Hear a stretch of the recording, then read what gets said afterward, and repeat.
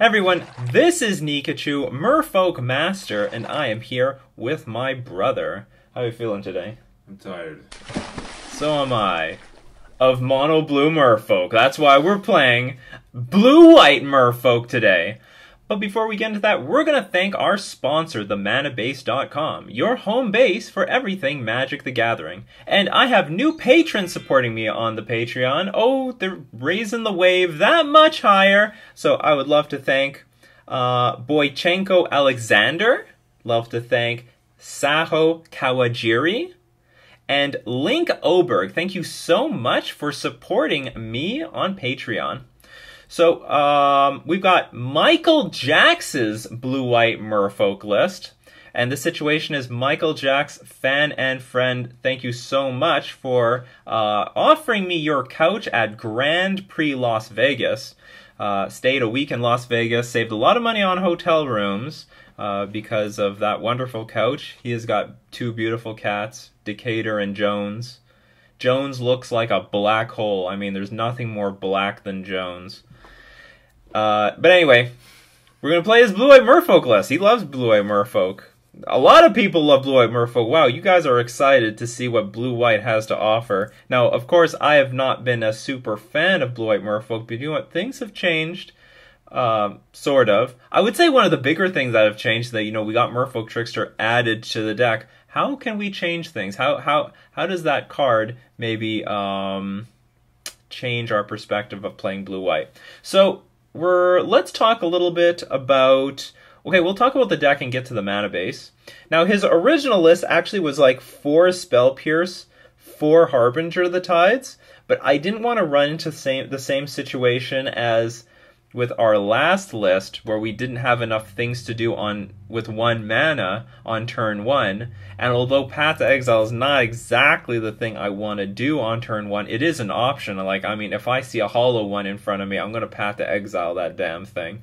So, yeah, Path to Exile is in here. We're going to play with 3 Spell Pierces and 4 Ether Vial. So we have 10 things to do with 1 mana. Sounds good to me. Now we're going to be playing with Silvergill Adept.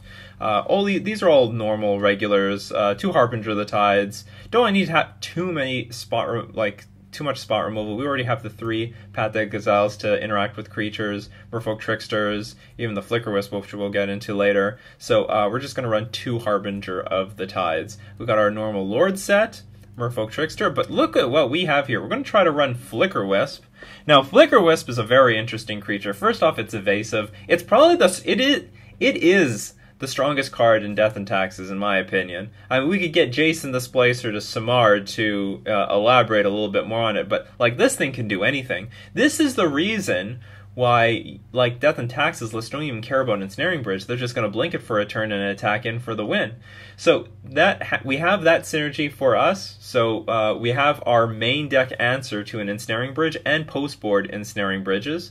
In addition to that, it's a big body, 3/1, so it can block Mantis Rider very well, or even Freebooter if it has Exalted triggers or counters on it. However, it blinks things, so we can blink Silvergill Adept for value. We can blink Spreading Seas for value. If we lost all our tokens, we can blink Master Waves, get it back in play, get a bunch more tokens. Under some weird circumstance, maybe we're going to blink our Harbinger of the Tide so that we can actually bounce a creature back to our opponent's hand. But also it interacts very well with our Vial, so we can Vial it in play at end of turn and exile things for a full turn. Because it comes back into play at the beginning of an end step, not at the end of turn. So Flickerwisp is going to be a very interesting addition. Does it work with Merfolk? And the only problem with it is this double white casting cost. That's going to be the real burden. So we have to have a mana base that will accommodate that casting cost. If we go to the sideboard, we're going to play with 4 Line of Sanctity, because, I don't know, I feel like we already have a lot of hate against like Storm, but you know what? We're not running running Relic of Progenitus, so we're going to be playing with Leyline. Leyline, I mean, it's great in the matchups where it's going to be great, but 4 sideboard slots? Well, we didn't see it last league, so hopefully we get to see it this league.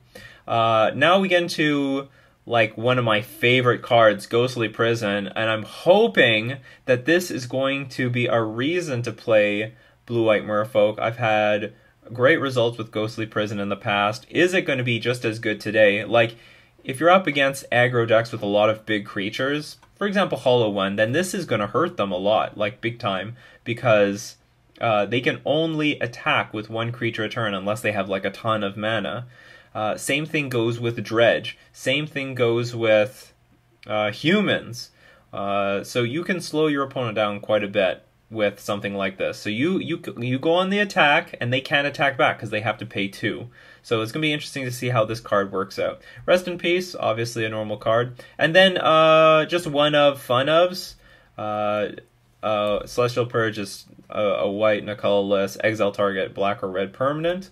But then Michael said, you know what, I love the idea of Eerie Interlude, and there was quite a few comments in the comment section about Eerie Interlude. So let's see how this works. Exile any number of target creatures you control, return those cards to the battlefield under their owner's control at the beginning of the next end step. So ideally, you're doing this against decks with sweepers, so like basically control decks. But in addition to that, you know what, it's not just for those situations. You can also get some value out of your like Silvergill Adept or like Harbinger of the Tides by exiling everything and then getting, bouncing a creature at end of a turn, maybe even blinking something with Flickerwisp, maybe getting more tokens off of Master of Waves. We're going to see how this works out. This could be interesting. We might even get like an extra trigger off of Merfolk Trickster to tap down one of their creatures. So it'll be interesting to see how Eerie Interlude plays out. But I mean, the default thing that you're using this against is like Supreme Verdict. You just empty your hand, and then in response to a sweeper, boom, exile everything, and then it comes back later. But the downside is that if you don't have a board, then this thing is just a 3-mana like Echoing Truth almost. It's pretty clunky. Although, well, okay, Echoing Truth is 2 mana, plus you have to recast that creature. At least this is 3 mana, you're going to get your creature back going. So maybe this is a better Echoing Truth. So we'll see how that works out. And we have 4 Deprive in the sideboard, just our stock counterspell right now. So in order to make Flickerwisp castable, we need to have 13 white sources in this deck in order to make this castable by turn 3. I pulled the numbers from an article by Frank Karsten. He is great. So here's his article. I just looked up like how many mana sources do you need by turn. Just threw that into Google. I guess the name of the article is How Many Colored Mana Sources Do You Need to Consistently Cast Your Spells? And so we've got see, this is the real way you calculate these things, people, with this complicated math stuff. What does this look like to you? Greek. Greek? It's just Greek. We've got, so the numbers. So this is 1 color, but we need 2 colors. So by 2 colors by turn 3 in a... Oh, shoot, I read the wrong thing. We need 19 sources. Ugh. You'll be fine. That's a lot. I think I have to adjust my numbers a little bit. In a 60-card deck. So I bet we could get away with around 17, though. We're going to have to go with 16, because we do have 4 vials, so that's hopefully going to help. So, now that we've learned that, I guess we just don't have any room for islands. And one stipulation Michael had with his list is it needed to have a Mystic Gate. Gotta have at least 1 Mystic Gate, hopefully to cast that Flickerwisp. There are some problems with Mystic Gate. You need colored mana in order to get 2 colored mana, so it's not going to synergize with like Mutavault. And if this is your... you can still cast Aether Vial on turn 1 if this is your only land. But yeah, if you have Mystic Gate plus Mutavault, you just have a bunch of colorless mana. You can't cast Silvergill and you can't cast Spreading Seas off of that mana. You can't cast like Spell Pierce. But it's the 20th land, so who cares? So I guess we're just going to get rid of most of the basics. So now we've got 1, 2, 3, 4, 5, 9, 13, 14, 4 vials. This is probably a bit sticky. I would like to have all 4 Mutavaults, but it doesn't look like I'm allowed to. This double white is a beating. But we gotta do it, people. We've gotta do it. We're gonna do it for Merfolk. We're gonna do it for Flickerwisp. Alright, so this is going to be the list that we run. Michael Jack's Blue-White Merfolk. Are you excited? I'm excited. Alright, so, well, I'm not excited anymore. We won the die roll, but our hand is unplayable because we don't have any blue mana sources. This hand is very dubious, actually. But we get it. We have to keep this. We get a scry to look for a blue. Like, we have an Ether Vial hand. Okay, we have a hand. Sorry, we have a hand with Ether Vial in it, but we do not have an Ether Vial hand. I mean, these things can't be cast with Ether Vial. We found a Scalding Tarn on top, so that's going to be the ticket.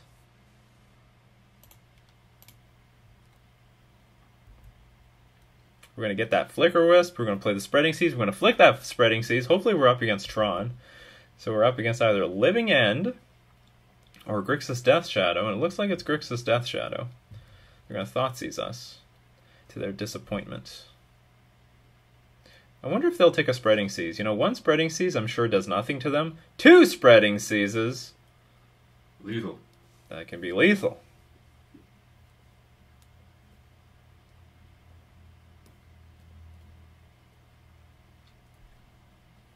Spell Pierce.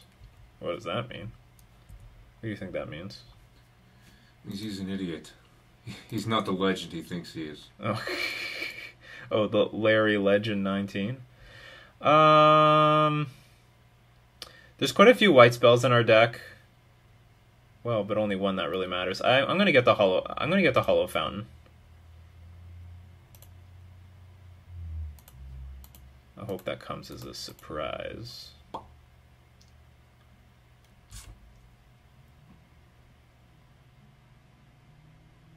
Well, now we can cast that Flickerwisp if we draw it. Harbinger of the Tides is very good in this matchup. Oh, look at that. Shut down that red. I can't. It's a fetch land. I don't know everything about this game. So, I guess I'm going to play the Seacrum Coast, because this is the only thing that can come into play untapped. I guess Wonderwine Hub is also going to be in trouble. And we will activate this with the white mana. If it gets killed, I guess I'm okay with that.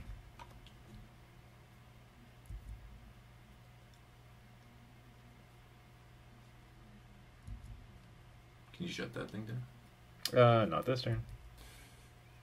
But maybe in the future. Maybe next turn.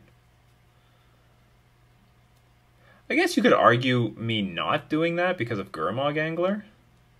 But hopefully a Gurmag Angler gets played. Ooh, I don't like that.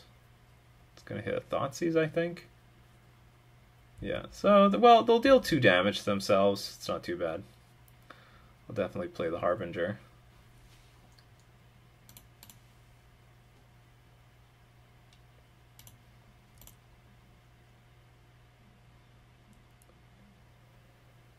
But unfortunately, they have 4 cards. We have none.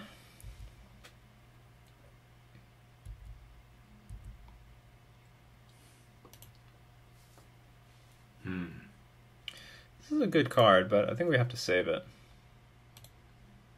Save it for his next thought, so he's Well, save it for, like, Gurmag Angler or Death Shadow.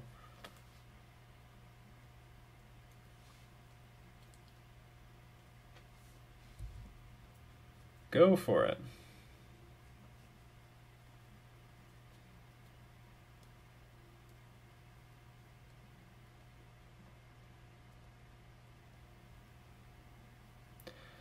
Let's see if Path to Exile is everything that's cracked up to be.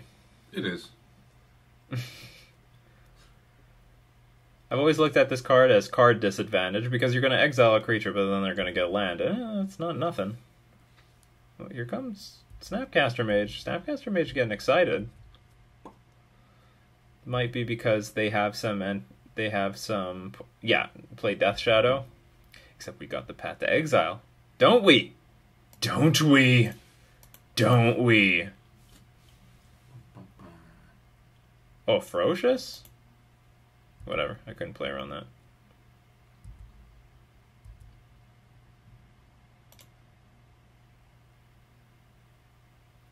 That sucks. I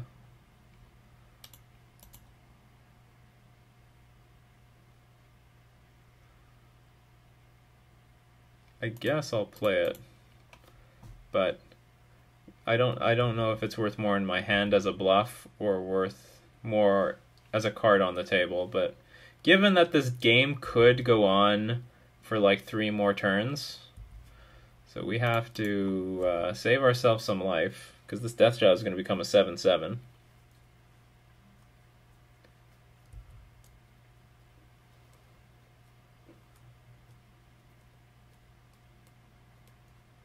Some cards we're looking for: Path to Exile. What else are we looking for? Not Master of Waves. We're not prepared to cast this thing. So we're just gonna have to pass and hope that we draw an untapped mana source next turn, like a Wanderwine Hub or Mutavault or Mystic. Okay, we're dead. It's over, people. Well, I'm not gonna resign. Don't give him the satisfaction. Well, I should at least potentially represent Merfolk Trickster or Harbinger of the Tides. But his attack is free. Our opponent's attack is free. Is it safe that I can say our opponent is a man? Named himself Larry. It's a guy. Could be short for Larietta. Could be. Nikachu MTG playmats are finally here, featuring the iconic Bunny of Waves. We've also teamed up with Dragon's Lair to bring you Master Your Waves and Bunny Guide. Pick up yours today at inkgaming.com by following the link in the description. So what do we want here? We want Rest in Peace. That will hurt Snapcaster Mage, Gurmag Angler, Tassiger. Could bring in Celestial Purge. That could also help. I don't think Ghostly Prison is actually going to be something here. And I also don't think Leyline of Sanctity would do anything. We might bring in some Deprives. We'll take out... I think we could take out all the Aether Vials. I think we have enough white sources, even though we're low on it, to still play Flickerwisp. It will just be treated like a 5-mana spell. I have to bring one thing in, so I guess we'll bring in a Deprive.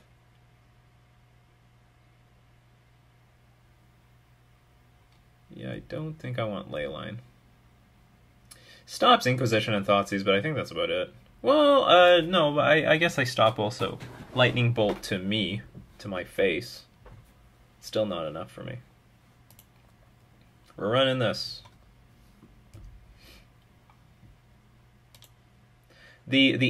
Oh my god, mulligan. The siding out Aether Vial plan may not be ideal. This hand's not ideal either. You're gonna keep it though. I will. We do have a Merfolk on top, so that is good. Start off with Seachrome Coast. We'll stop the Inquisition or Thoughtseize. Spell Pierce. Get out of here. Get out of my head. Charles. Get out of my head, Charles. That's what Charles looks like.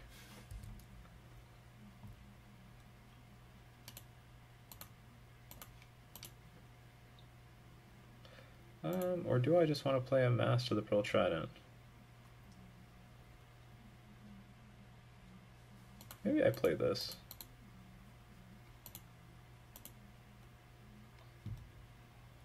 Yeah, okay. I'm just going to play this.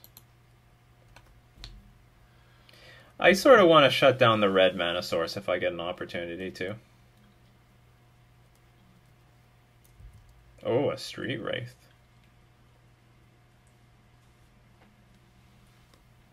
Take all the damage in the world!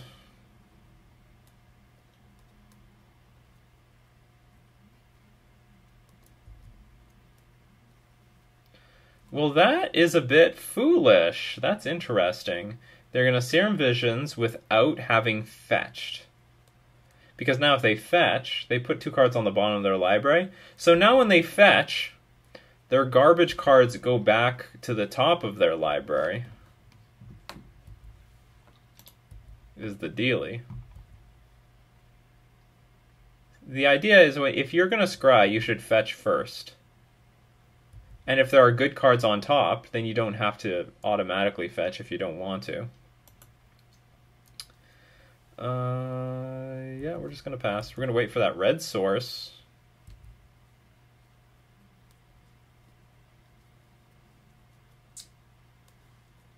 I don't think that red source is coming. Just a wild guess.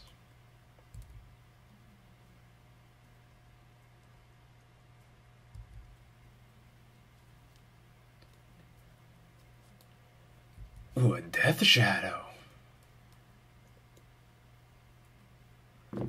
So, if my opponent has 2 Stubborn Denials in their hand, I think this is the best time to interact with the Death Shadow before that happens.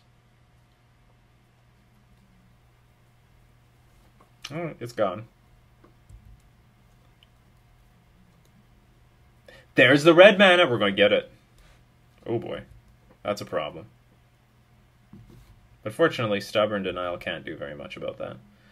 I will... Oh, what is going on here? Everything.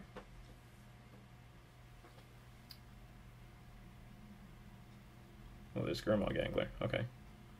So in that case, I think I'm going to kill the Gurmag Angler. And I'm hoping that the Spreading Seas on the Blood Crypt is enough to get, like, disrupt the Grim Lavamancer. And on top of that, the graveyard's empty, so hopefully Grim Lavamancer isn't going to be all that effective. And I'm probably going to hold on to this other Spreading Seas so that we can keep dealing with future Blood Crypts. Worst case scenario, I might use this. Should use it right now. Do you know what? Nah. I'm going to save it. Save it for a rainy day. You dumped your Death Shadow. Nah. Anyone can let me know how many like red sources are in a Grixis Death Shadow deck? 2. Could be. It could very well be. Steam Vents and a Blood Crypt. They don't run many basics. Wow, this graveyard filled up really quick.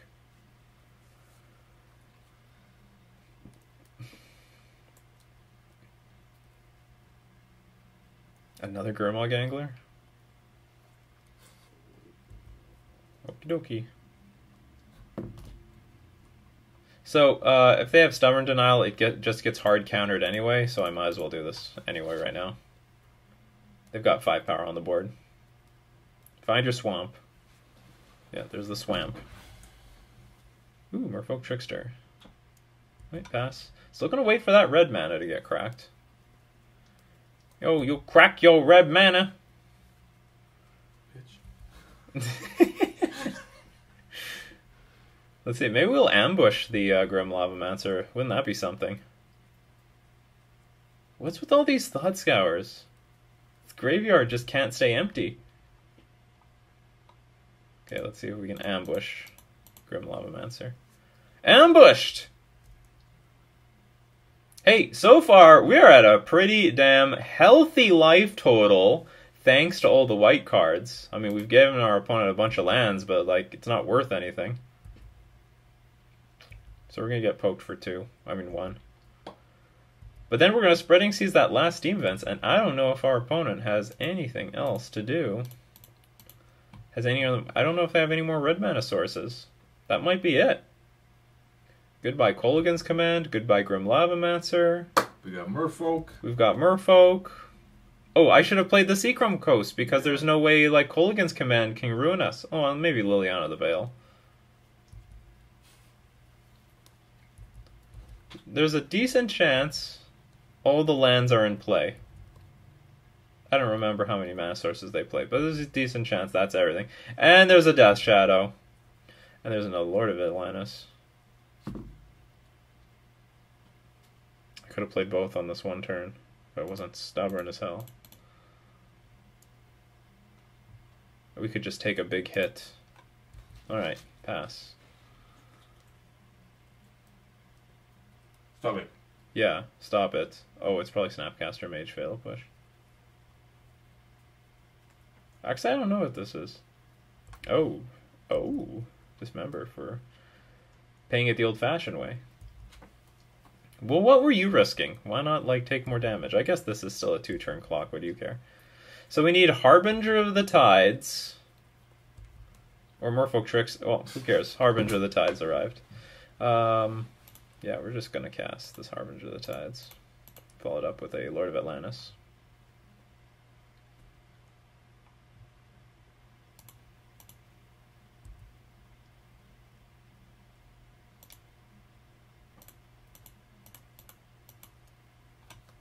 Unfortunately, I think my opponent has something good in their hand.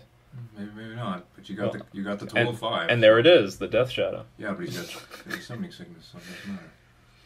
Well, I have 5, but they can block Lord of Atlantis. No, they can't. Yes, they can. What the hell did they do that for? They don't know that they can block Lord of Atlantis. Well, he doesn't get... Are you my opponent right now? No, he does not give himself Island Walk. Oh, other Merfolk. It's other Merfolk.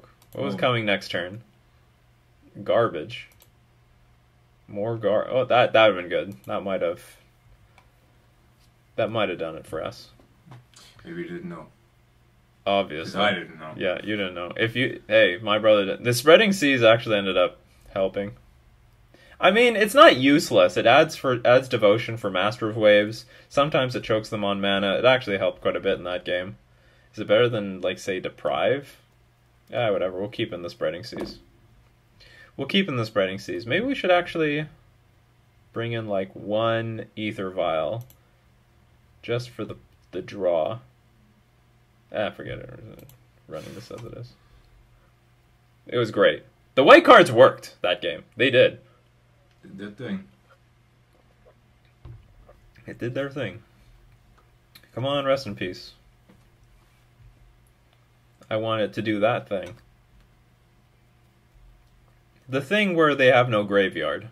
Where it looks like that, as is.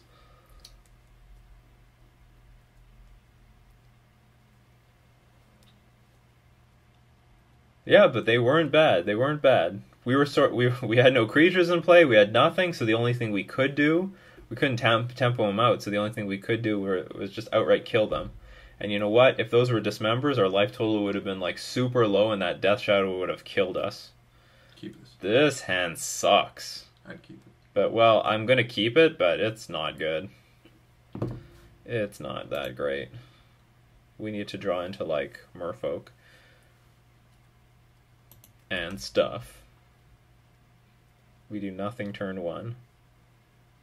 Really? Oh, Grim Lavamancer. That's actually a good thing to see, because our plan is don't give a crap about that card. That's our plan. Our plan is to Spreading Seas our opponent out of all their red mana and make that thing useless. Why didn't you attack? It was free that turn. That's funny. Not such a legend, are you? Yeah, not such a... Alright, let's reveal that, but let's play nothing, because they have open mana. So hopefully they don't have Stubborn Denial. They do not. Ooh, Path to Exile. It was an all-star last game. Was an all-star. There's the other red mana source. Say goodbye to it soon. Well, they have Death Shadow in hand, because they are going to work on their life total. Whoa! Grim Lavamancer action. We're going to be really happy to have all these Spreading Seas.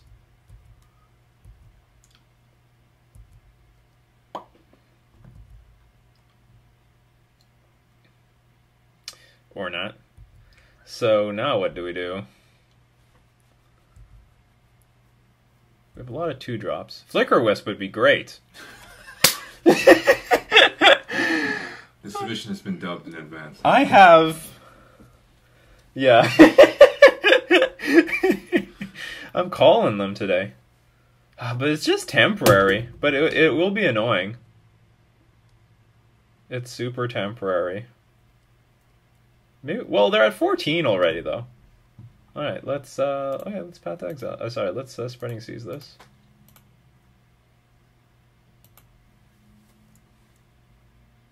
You get nothing. Nothing. You are not allowed to do anything.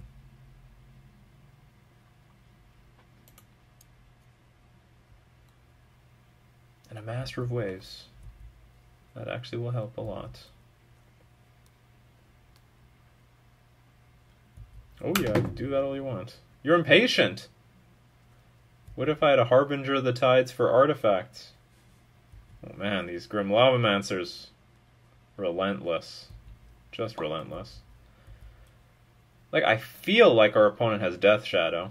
No! Oh, what a beating. Well, okay, the plus side is that this Master of Waves is going to at least be pretty good for a turn. What are you going to take, man?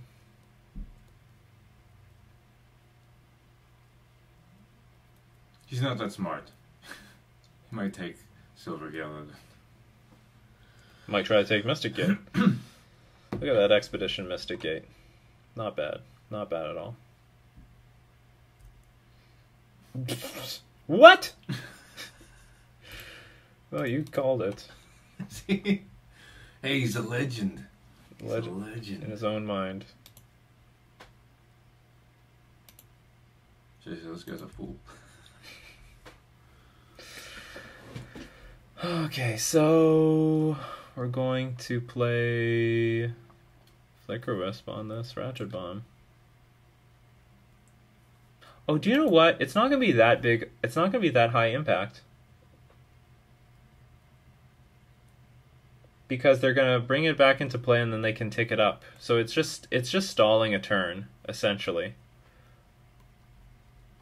Well, a turn is a turn, and I get to put a Flickerwisp on the board. Although it's not the most mana efficient thing I can do. So I can play Master of Waves, and next turn play Flickerwisp and Harbinger. That is way more mana efficient.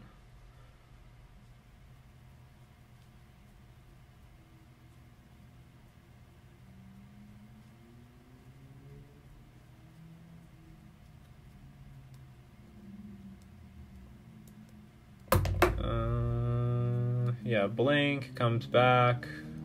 Knowing our opponent, they're like gonna just skip through the end step. So they tick it up, go back to their turn, tick it for a second turn. They still do nothing. I attack them for 3. They go down to 11. Then I play a big Master of Waves. And I can hold up a white for Path to Exile if necessary. Just can't help but feel that they probably have some answer to Master of Waves, like something. You know, my gut just tells me, let's get this Flickerwisp on the board. Let's go. Let's go to town with this thing. Let's get some use out of the Wisp.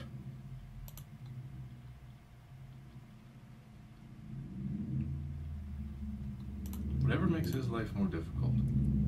Even if it's just for a turn. I guess so. Let's see, does he skip? He does not. Wow. Okay. Not the sharpest tool in the test, but doing what's sharp enough. He's a legend. The legendary Larry. He's been playing this game since 1919, looks like. Yeah, it looks like. So here's an interesting thing. I could block these Grim Lavamancers. Like block one, path the other. Because they're going to be a problem. Or do I try to attack to death?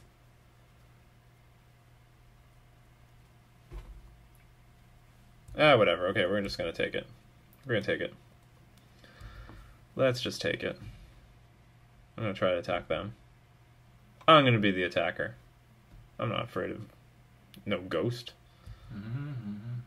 Okay, this is interesting. So Inquisition is going to miss. Well, sorry, it's not going to miss. It's going to hit something. So do I want to let my opponent decide what to take? Because the Harbinger gets blown up. So we can force them to choose the Harbinger for this Grim Lavamancers. And Snapcaster Mage is going to get blown up.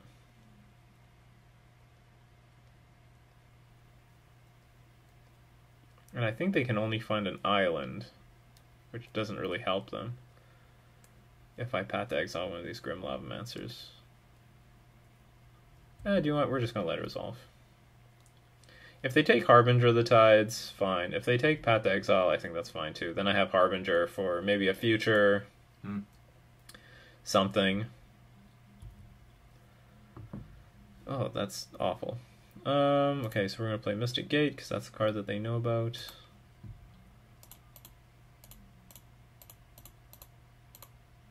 Play Master of Waves, get our Devotion, which is not bad. Oh! Check that out! Flickerwisp is an elemental. That's awesome.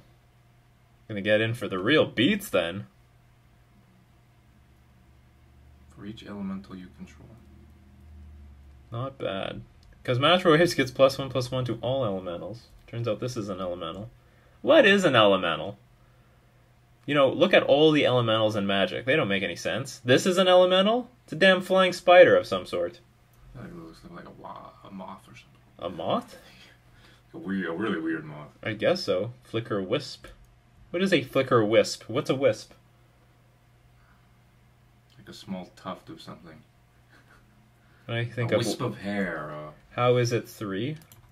Spreading seas.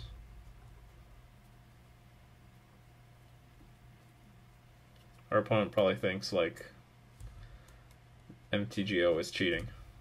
Oh, right. Yeah, opponent is asking, how is it 3? You're the legend. Yeah. Show some of your legendary ability. This is pathetic. The stories that I've heard of Larry, it's unbelievable. Yeah. So let's see what they do with the Ratchet Bomb. Maybe they'll start taking it up to 4. But, like, I get the sense that they probably have something good. Like, at least a Fatal Push. They were waiting for this day for many a fortnight. It's a very popular game right now. I wonder how they came down to that name. What is it? It means 2 weeks, right? Fortnight? I saw a meme about the origin of the name. Oh. I'll link you to it later. Alright, what's going on here? Because I drew 2 donuts in the last few turns. And we're definitely losing this Flickerwisp to the army of Grim Lavamancers. How low do you want to go, man? How low do you want to go? Low. 2 Death Shadows? Ooh. Well, 1 Death Shadow?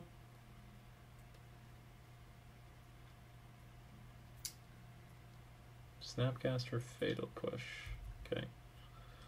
Gotcha. That's very curious. Like, you have an opportunity to blow this Ratchet Bomb right now. And you don't do it.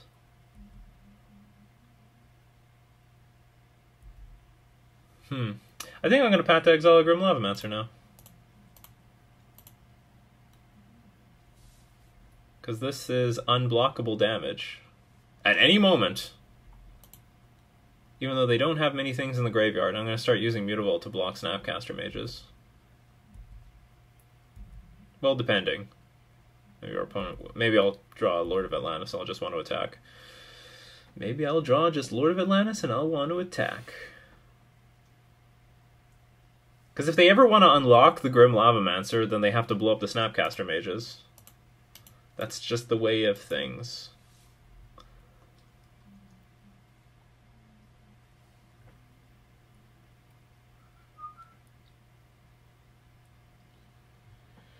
Oh, but this thing blows up too. Getting your damage while you can. Okay, so I guess I'll attack with Mutavault, and I can. It's a free attack because of Ratchet Bomb. I guess I lose more permanents than they do.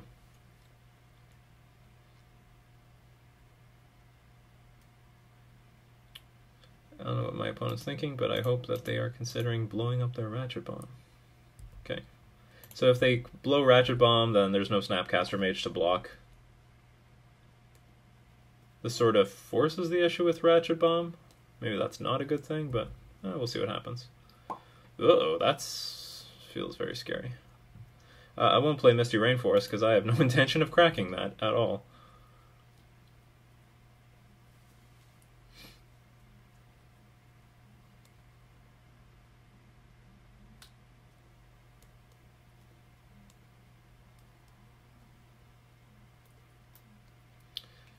The opponent is now... They should have just cracked it a long time ago. Crack it, and then, get value from Snapcat, and then play your Snapcaster mages. So we'll just take 4. I'm not thrilled about taking 4 here, but I'll take 4. Ugh, that's bad. So now we need basically Master of Waves, or something to exile the Death Shadow. No, we're flooding out now. We fetched twice, damn it.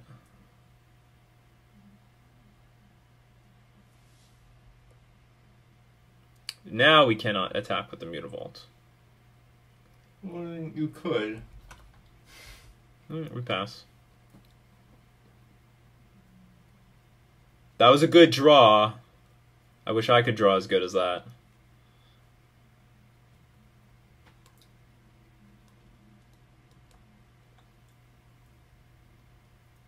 Oh, that's a good draw too.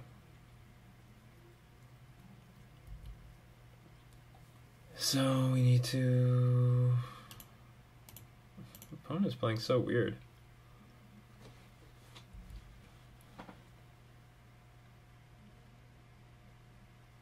What is this? Another Snapcaster Mage? Target Fatal Push? Yeah, he went down to 2.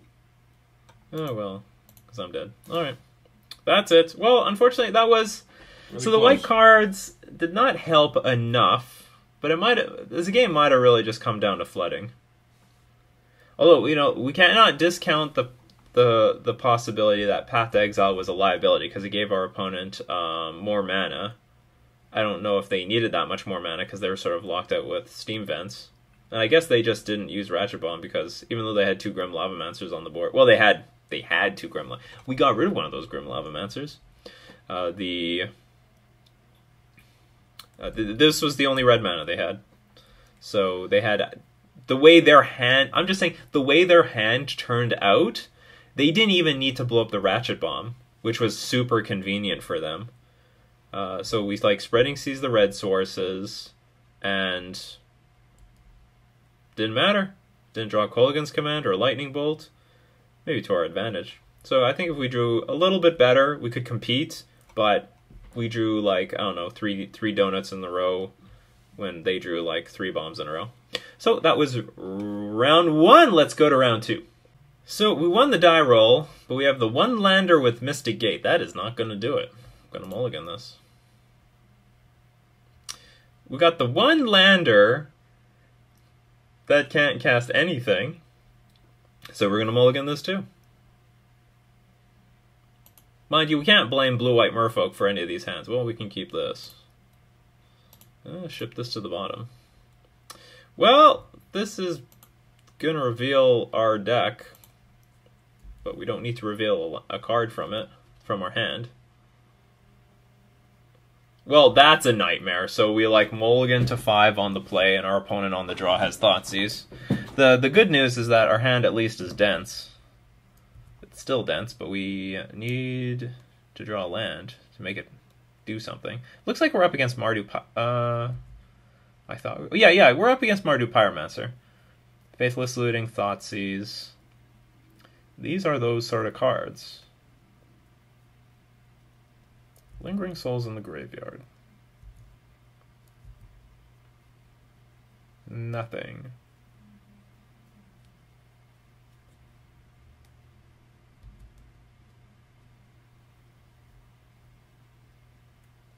Some people might ask, Nikachu, do you get frustrated in these situations? I'm like, what are you gonna do? What can you do? Oh, there's Blood Moon.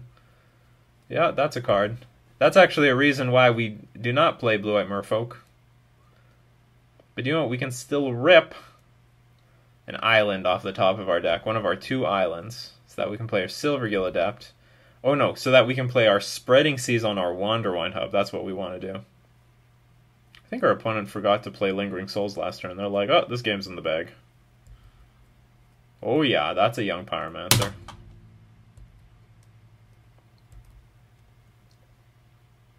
So now the Faithless Looting chain is going.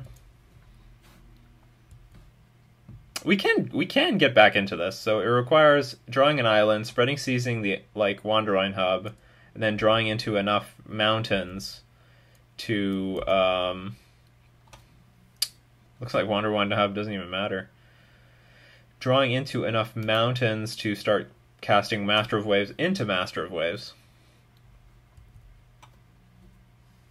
Oh, that's a problem, because they can take our Spreading Seas.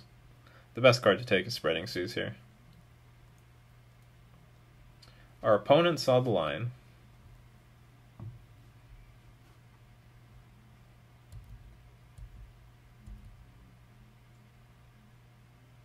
Interesting to note, our opponent doesn't even know that we're on Blue-White Merfolk. And do you know what? If I draw a white card and they Inquisition me, I'm going to resign. But it looks like I don't even need to. I'm probably just going to resign next turn. Yeah, I just don't draw land. You know, like what can you do? You mulligan 2 1-landers into another 1-lander. You scry to the bottom. You draw for 7 turns, and you don't get there.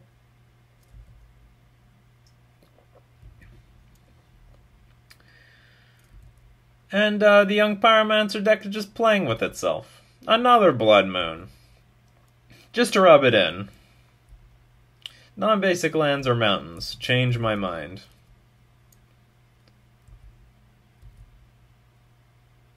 Alright. I think my opponent saw enough. I've seen enough.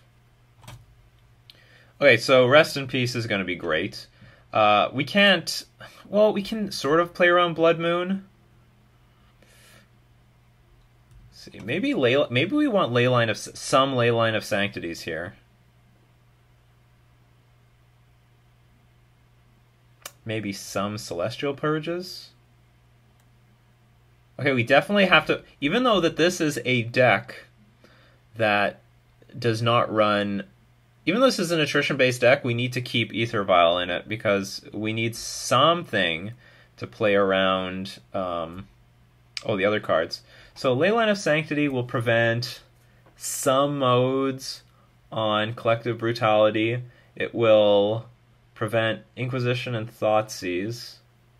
But it's not going to stop Ensnaring Bridge. It's not going to stop Blood Moon. I want Ghostly Prison. That will slow the opponent down by a lot. I want Rest in Peace. That will hurt them. And I want Celestial Purge. So stuff I may not want. Spell Pierce is really awkward. Path is like fine, but not great. I think we'll keep the Path.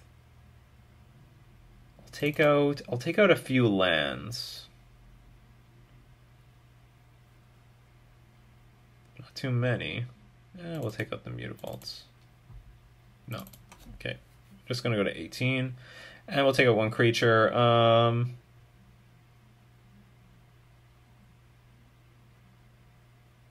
Maybe Harbinger of the Tides.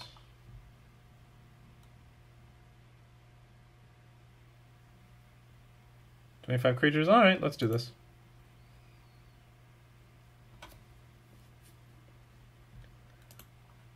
Would like to play first. Beggars can't be choosers. We're going to keep it. No, now our opponent mulligans to 5. We can curve 2-drop. We can curve 2-drop into 3-drop into Master of Waves. Well, unless our opponent does something about it.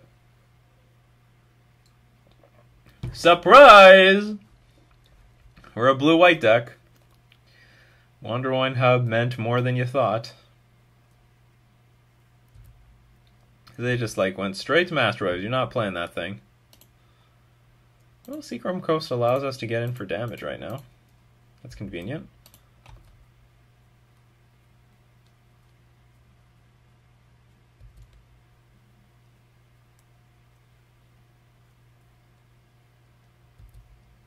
It's interesting that they just put the Young Pyromancer out there, just like... They don't care, so, yeah, I'm definitely going... Whoops. We're definitely going to Celestial Purge it. I guess they just have a bunch of Young Pyromancers, and they have to just try to get through them all.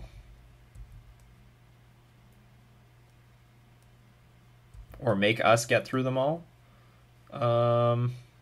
This could be Kolaghan's command, but I can't play around that at all. Because they also could have anything else. They could just have Bolt, exactly. We just have to exhaust their cards. I'll keep the Ether Vial on too. If we draw like a Plains, then we can just hard cast the Flickerwisp. Spreading Seas is interesting.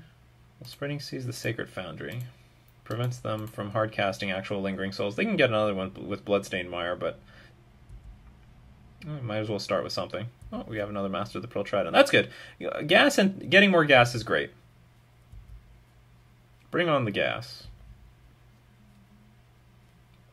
Gas is fantastic.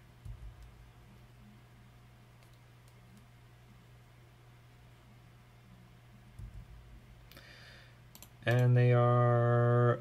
Our hand is definitely more threat dense than theirs, so let's see if we can beat them.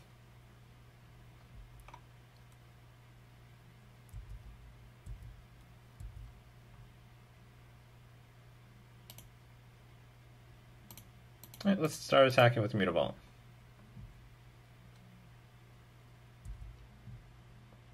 And then it looks like we'll take up the Flickerwisp.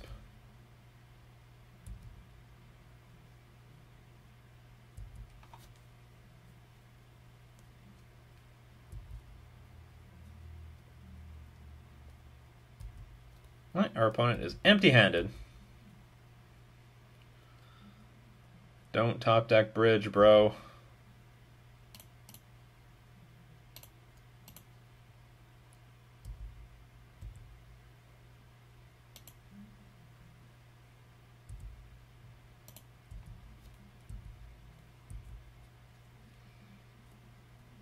It was nothing. And now we can get into a situation where we Flickerwisp the Spreading Seas. That'll be awesome. So I guess I'm going to play the island, because who knows what we're going to draw off of that Spreading Seas.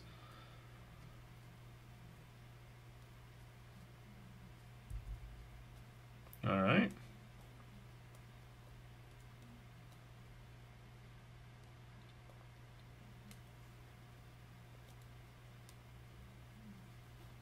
I'm actually going to put a stop at their second main. What is this going to be? Oh, Faithless Looting again. Alright.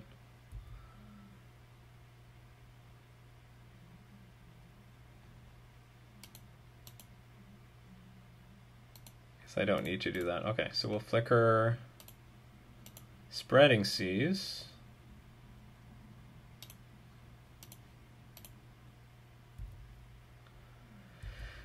Go to the end step. Get the Spreading Seas back. Put it back on the Sacred Foundry. Draw another card. Draw the Seachrome Coast. Draw Ghostly Prison. That's great.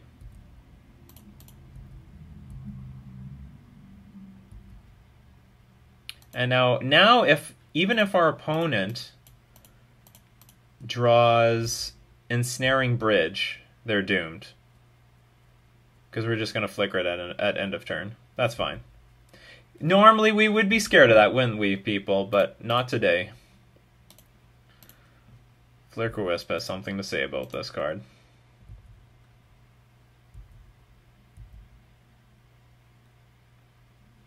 That's right, we're going to go to game 3. Come on. Come on, let's go. I have things to do today. I have 3 more games to play. Oh yeah, that's the power of Flickerwisp. Look at that. We drew a card. Unfortunately, they saw Ghostly Prison, but you know what? We drew a card. It was great. And we dealt with the Ghostly Prism. A lot of synergy out of this card. Alright, so I was pretty happy with how all that went. We'll just run it back.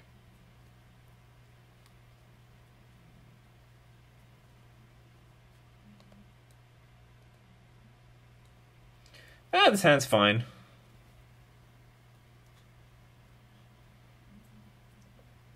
And our opponent mulligan, that helps. We might even want to be saving Flickerwisp for those bridge situations. Oh, my brother's back. Not that any of you knew he was gone. You had to get more coffee. You edited that part out.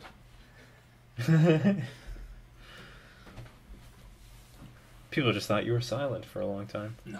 Well, you missed it. It was big. Our opponent played Ensnaring Bridge, and we Flickerwisped it and attacked for the win. Too bad it didn't happen in Minneapolis. Yeah. Shut up. Play Flooded Strand. Follow it up by getting a Hollow Fountain. Blue has no answers to bridge. Other deck types may, but not blue. Echoing Truth is not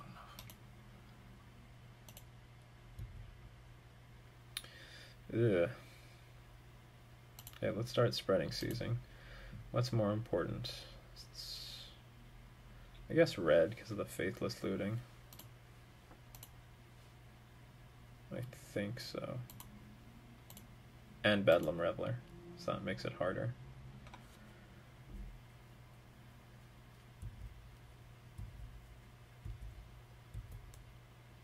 Well, you could also argue the Swamp, because we have 2 Master of Waves in our hand.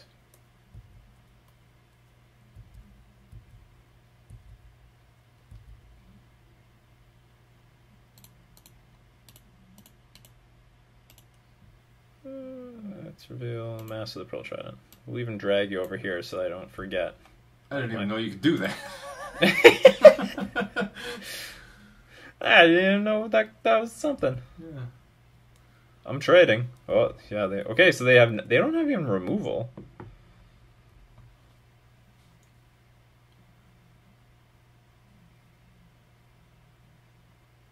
Or maybe they have removal and they're trying to get me. Okay, but if you have Fatal Push, then you have to basically Fatal Push the Silvergill Adept, right? Yeah. See, the thing is, if I play Master of the Pearl Trident, alright. If I play Master of the Pearl Trident, they could, in theory, Fatal Push the Master of the Pearl Trident, and then create a token and then block the Silvergill Adept, and that would be great value. Why didn't you play a Lord before the exchange? Wouldn't Silvergill... I just explained that. Oh. I just explained that. I wasn't paying attention. You're competing with Andrew's brother right now. He's paying attention. But why didn't you then? Because, okay, this thing had 1 toughness. Yeah. Young Pyromancer makes 1/1 tokens every single time they cast a spell. So the fear is if I played this first, they Fatal Push this thing, and then the 1 dinky token blocks this and kills it.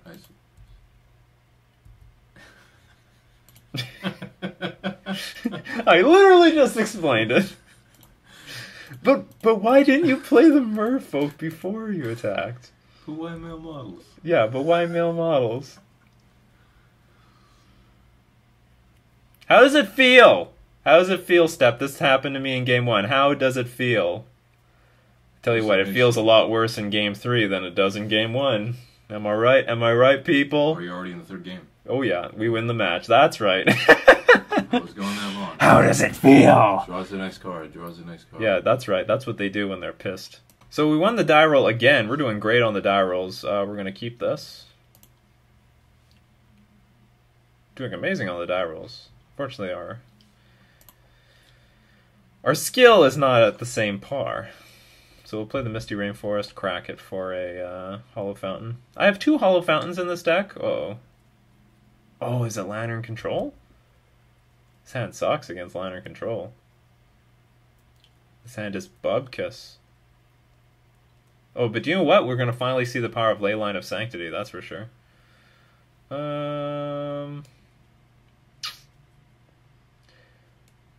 Our odds of winning here are like basically 0%. The thing is, if we show Path to Exile, they're going to know exactly what our deck is. And that we might have Stony Silence. I just don't know if that means anything. Like, we literally can't win. Or, I mean, come on, did they mulligan? They kept a reasonable hand, so we go Silvergill Adept into... Well, they'll take the Silvergill Adept. They're not even going to give a crap about that. I'm resigning. This is very rare that I would do something like this. I don't want them to know what they're up against. They could think that they're up against a control deck, but they're up against Merfolk. Or they might just know, oh, it's Nikachu, he's playing Merfolk. So what's good? Rest in Peace can interact with Academy Ruins, but I don't think it's worth it. This does not interact. Deprive interacts. Deprive is great. Exile number, this does not matter. This does not matter. This can matter. This at least... Okay, so sometimes their win condition... Okay, so first off, they can't make us mill cards. So we've got that. The second thing is that they can't Inquisition us. So it's going to protect our deck, and it's also going to protect us from discard spells. So I think Leyline has value here. Path to Exile is worthless. What else can we bring in? Okay, well, we have to take a bunch of stuff out. We'll take out Spreading Seas. I don't really believe in this card in this matchup. Definitely got to keep all the Flickerwisps. So that's our ticket. Our ticket to victory. And we need to take out one more card. I don't know if Master Waves is that good here. I don't feel like taking out any creatures though, but I can't take out any lands or Ether Vials, so we gotta have to take out a creature. Master Waves, you're clunky. Is that it? I think that's it. Is there anything else in Rest in Peace I should be worried about? I don't think so. Okay, submit this. So I'm hoping, assuming our opponent is completely in the dark, that this will be worth a victory here. Oh! Do you know what we should play at the end of this? Mm. What was that website where like fictional characters were fighting each other from different video games? Damn, what was that called? Oh, we'll just Google it. Salty Bet? Salty Bet, yeah. Let's play Salty Bet at the end of this. This is great. Salty Bet is amazing. Saltybet.com. Oh yeah, I totally forgot about that site. That site is insane. I wonder how many characters they have in the roster now. Who knows? Who cares? Mike Tyson versus Ronald McDonald. And like so many different versions of Ronald McDonald. Let me know in the comments section below if you know what Salty Bet is. That's amazing. Hey, I'm really sorry. We got to put this away. You have to tell me if I'm playing around with this damn thing. I'm making too much noise. Ugh. On the video or for everybody around you? For the video. I don't care about you. I can hear that thing thump through the floor in the basement every time it hits the ground. Yeah. Whoever I lived with, oh, they must have been in hell. Like when I was living in an apartment. Lived above, rather, not with. Yeah, lived above. Would you like to play first? Absolutely. This hand sucks. Like, we have interaction in our deck.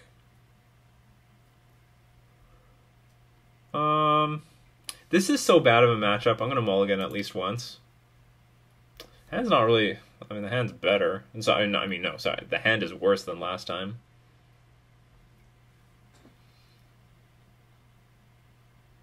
One more time. Oh, jeez, keep it. Put it on the bottom. Both of them. Alright, let's hope this does something. We've got everything. We've got the ley lines, we've got the Flickerwisp, we've got, action. We just need to draw some running lands. Why were you able to play those like that? Because if they're in your opening hand, you can just put it on the battlefield. It's beautiful. It is. Lantern of Insight. Yeah, you can't target me. So now you know what you're playing against. It's the first thing they see. Master of Waves. Wonder how they sideboarded. I mean, maybe they just know that they're up against Merfolk and it's not even a big deal. Yeah, maybe that really early resignation just wasn't worth it. Oh, that is a problem. Because now we know what's on top of our library and it's not lands. Another Lantern of Insight. See, target player shuffles their library. They can't target me. Oh, come on. Like, show me one. Just show me one, damn it. Holy moly, this is not what I thought it was. Well, I just mulliganed terribly. This might be a good lesson why you just shouldn't assume you're up against the archetype you think you're up against. No, but this is a Lantern deck. It's a Lantern deck playing with Tezzeret. Well, forget everything. I made bad mulligan decisions. That Lantern hits hard. Yes, the Lantern hits hard. Alright, well, those unfortunately... Well, okay, we'll play it out. But this was a very poor decision on my part. We had a great starting hand.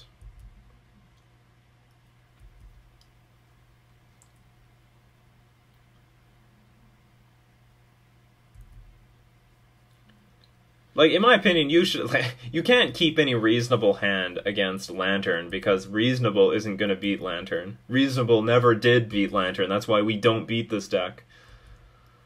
But I didn't know that this guy, our opponent, is playing with some spice. Well, finally, our first island. It doesn't matter.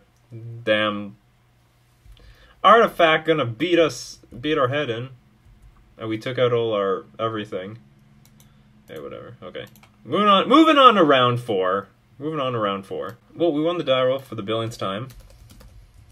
Oh, this hand's poor. You don't even know what you're up against. Just keep it. Well, I am going to keep it because we have a Mutavault. If this wasn't a Mutavault, I would mulligan, because then it's technically just 5 mana sources, but at the very least, this Mutavault can attack. So what I'm going to do is I'm going to play the Mutavault. I'm going to play this Mutavault on turn 1, and I plan to attack with it. And then we'll just empty our hand 1 turn at a time with Lord of Atlantis. So we just like sort of a slow aggro deck.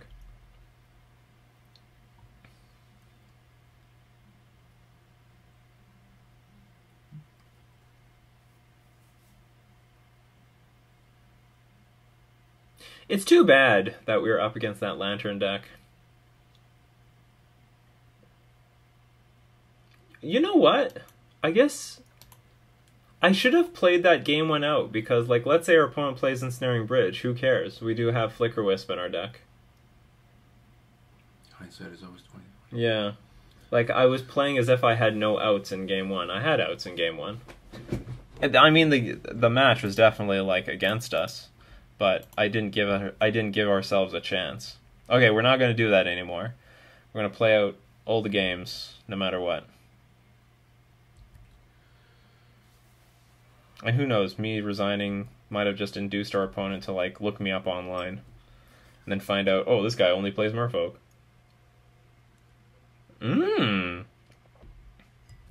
Vampire deck. Can't be blocked by humans. Whenever it deals combat damage to a player, put a +1/+1 counter on it. So it's like it's like the bad version of a Champion of the Parish. But it's funny that it can't be blocked by humans. That is such a... I don't know how to put it. It's like salt in the wound of the humans archetype. I wonder if this is just an anti-humans deck. Please be anti-humans. This is a human. It can't block this guy. We better keep that in mind. That's a human.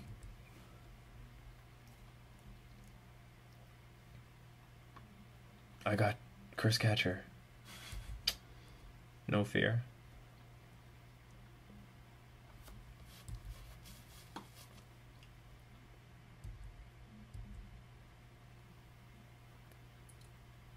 Merfolk should have that ability.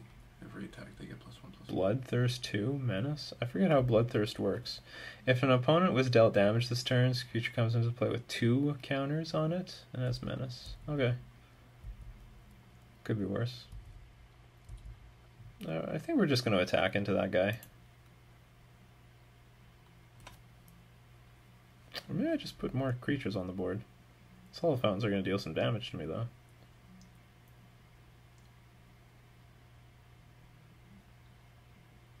Attack for 3. Do you know what? Let's just keep attacking. Let's be on the aggressive. Because we can, at some point, we're going to stabilize with Master of Waves anyway. Let's just take the aggressive line. Guess what? I have something. I mean, I guess the Master of Waves will be 1 turn slower if they make the block.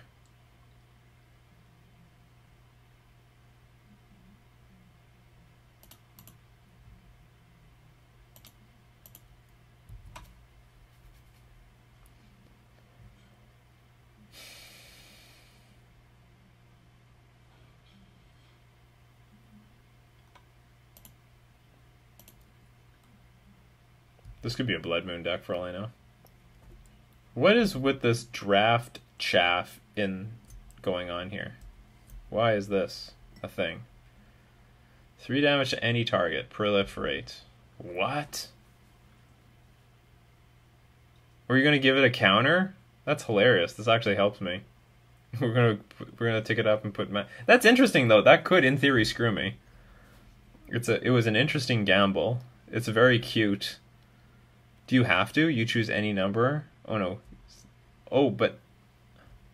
Okay, hold on. You choose any number of permanents and/or players with counters on them, then give each another counter of a kind already there. So why didn't you proliferate these? Or are these not counters?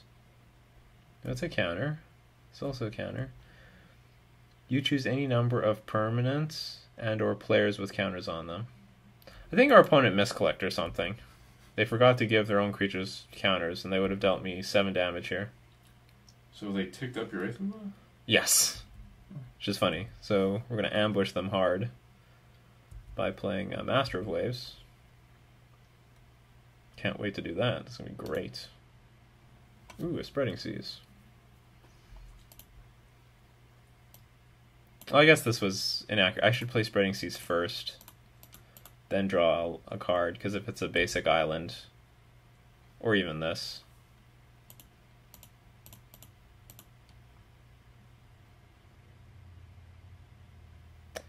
I guess I shouldn't wait for my opponent to untap, because if we do, they'll kill my Master. They, in theory, could kill my Master of the Pearl Trident.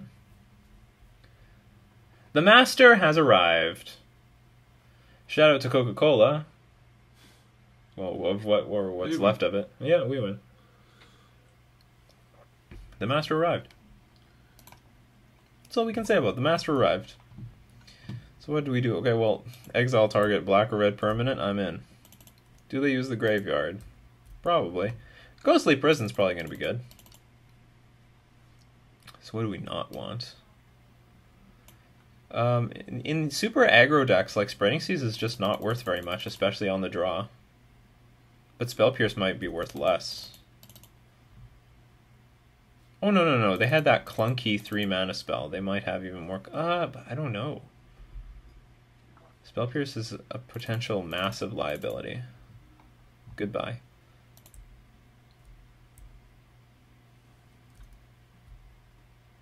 Deprive is like, okay. Okay, we'll bring some Spreading Seas back. Yes. And go with that. See, Ghostly Prison, this is where it's just going to be awesome. This hand is... amazing. We need one more land, but it's really good. All opening hands are amazing.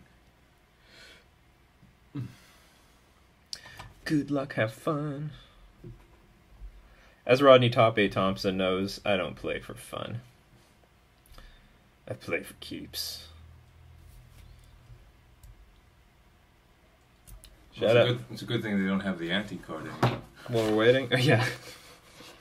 While we're waiting, don't forget to get your Pikachu playmats. This adorable bunny.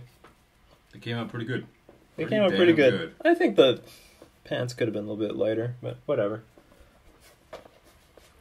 Where's your Pikachu playmat? It's in the mail. You could use it like a... what's it called? A mouse pad. What do you think this thing is? It's basic. I have a Wacom tablet. So? You just put it on top. No, you can't. You can't? No, something that thick would disrupt the signal between the mouse and the tablet. Oh, what a baby. Wonderwine Hub, I guess. Revealing Master of Waves. Grim Lavamancer, not bad, but not as good in the face of these cards. Actually, how is Grim Lavamancer supposed to get value? That implies that you're like a spell-based deck? That's weird.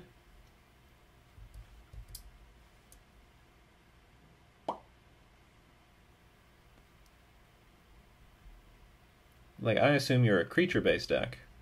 Bloodthirst too. Can't block you.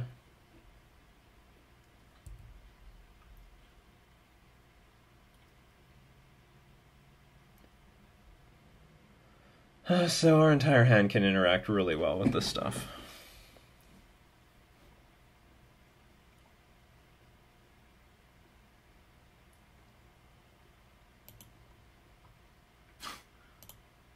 This is going to be a slobber knocker. I think I'm just going to get an island and we're going to Spreading Seas.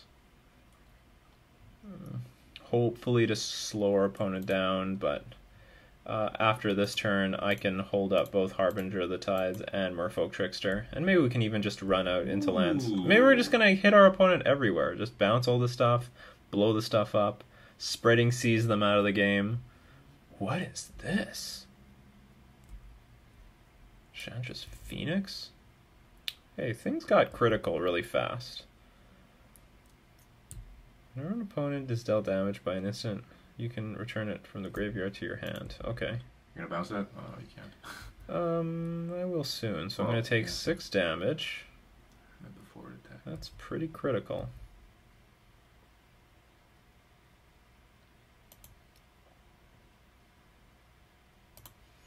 I'm gonna take the Spreading Seas line. Let's keep Spreading Seasing. Maybe we'll draw a land, play this Ether Vial. I intend on like bouncing something with Harbinger of the Tides and then blocking Grim Lavamancer. That's good.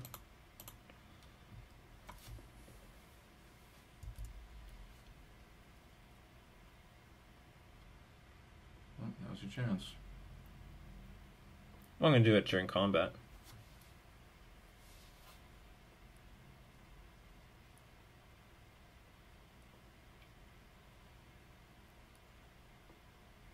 What are you doing with this? What is the point? Look at that graveyard. So lonely. Let's give it a welcome party.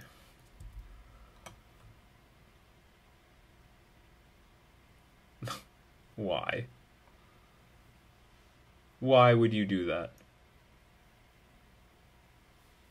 You know what this is gonna do, right?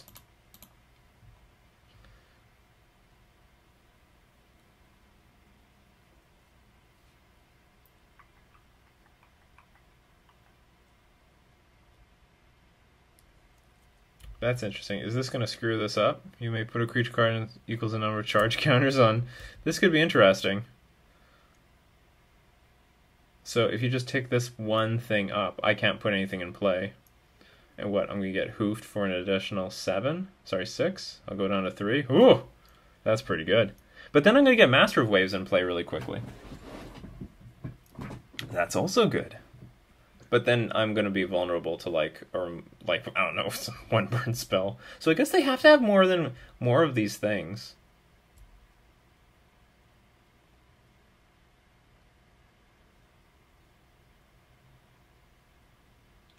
Very strange play. Oh, and they did tick this thing up, so this is 5, 6, 7. Okay, so I'm going to go down to 2. No, I have no Flickerwisp in my hand.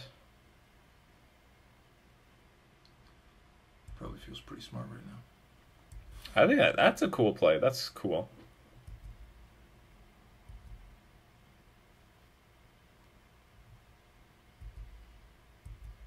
Come on, one more Spreading Seas. Now, if Ether Vial goes above 4, then it's useless. It's utterly useless to me.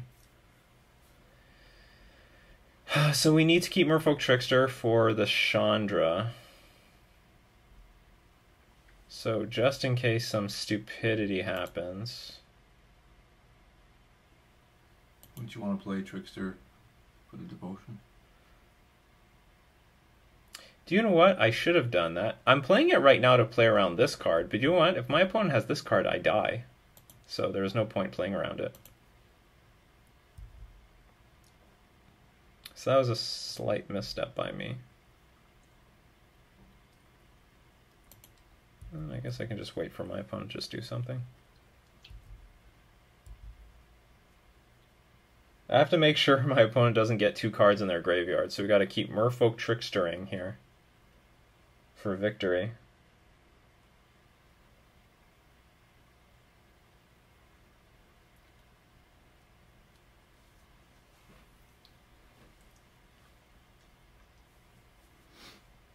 So if they attack with this Stormblood Berserker, I just block with a token and then take the rest. Could you bounce it? I could. So beginning of combat, we're going to Merfolk Trickster the Chandra's Phoenix. No attacking for you.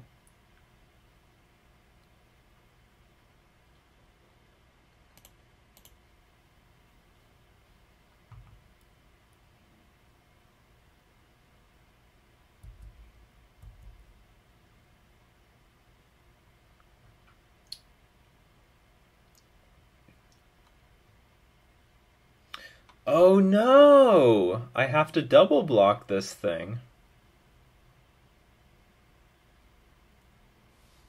And then it has to die. Oh, I forgot about that. You can spew it out of Master Waves next turn. That's not the problem. The problem is it's going to die, and then Grim Lavamancer has enough food to kill us. This is hilarious. We're going to game 3. We're going to game 3 against this deck. Unbelievable turn of events. That damn Volt Charge. That's insane. Has weird gimmicky interaction with us. Our hand looked amazing. Like, just amazing. And maybe I don't know, maybe we had to take one turn off Spreading Seas. So do I bring in Deprive? I really don't want to bring in this card. That card sucks. And that's the only thing it basically counters is that Volt Charge. Maybe more cards. Okay, we have some reason to bring in Rest in Peace because it deals with that Phoenix and Lavamancer permanently. So we'll do that. That's a thing. Ugh. Mulligan. All opening hands are good hands. Not really. Okay, we can keep this hand. Our opponent mulligan as well, so we got that going for us.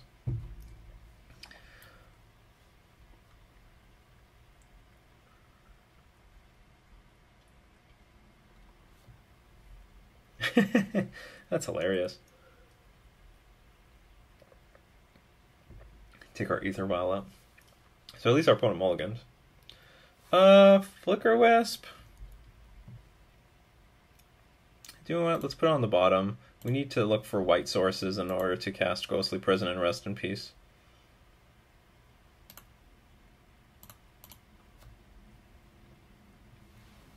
That's right, Ether Vial again. But I have Master of Waves again for the millionth time. So we both mulligan, so it's fair. Uh-oh, that's not what I want to see here.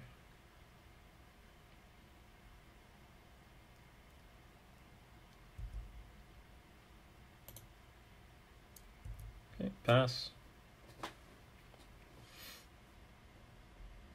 Sometimes Ether Vial in the play is like being on the draw.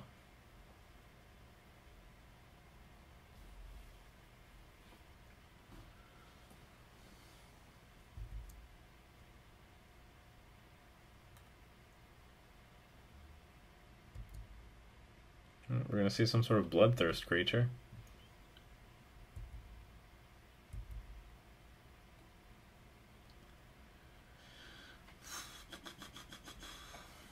I probably still want to get Master Waves in play as soon as possible, so we're probably going to do the thing where we're going to take the Vial at our upkeep, puts a 2-drop in play, and then move it to 4. Move it to 3 to get it to 4. If you don't know what I'm talking about, you're going to see it in a second. If I drew this card, then I might as well play it so that on the chance to draw a land. There we go. We drew a land, but it's useless. You're calling them all night. Now I'm hoping my opponent bricks on a land, because if they play that proliferate card, that would be a blowout. I would really like to just activate Mutavault and Silvergill Adept and double block Stromkirk Noble. Ugh.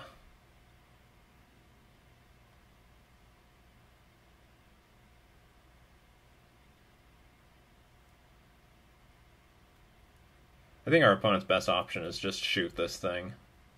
Tick up to 7, attack, put me to 12.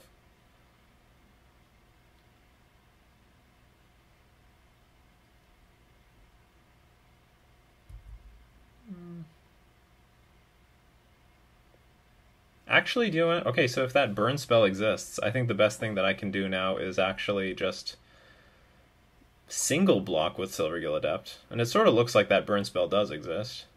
And then they would have to force the 3 damage at me. Or do I just play Mutavault? No, I want to... Keeping the land might be useful if I draw a land for Ghostly Prison, so I'm just going to do it like this. If you got a Bolt, then... sorry, if you have that stupid Proliferate card, whatever. I'm saving 3 damage on the ground anyway.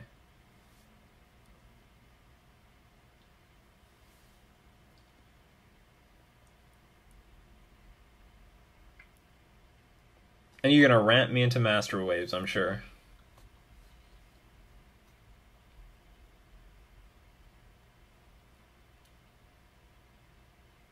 It's funny how we have, like, the same game over and over again. Volt Charge. They leave the Ether Vial on 3, alright. So I'm going to take 4. I might take more in the future. So we're going to tick the vial up to... Or we're going to tick the vial up. Sorry, we're going to activate the vial. We're going to put something in play at our upkeep with the trigger on the stack, and then we're going to tick it up to 3 so we can get it to Master of Waves range. Oh, that's a good card here. We're stuck on this Mutavault. Alright, pass. Now I'm willing to throw the Mutavault under the bus somewhere. Probably under the Noble. Well, if they just attack with Stormblood Berserker, I'd probably block that too.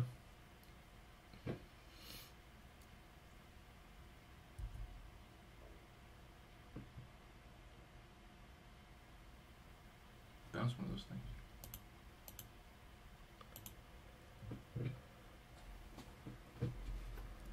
Why aren't you bouncing? I can't. What, with this thing? Yeah. Can't. So I guess if they do have the Proliferate spell,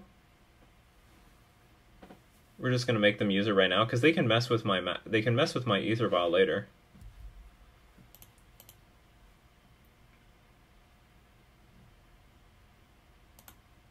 Oh, it can't block that thing.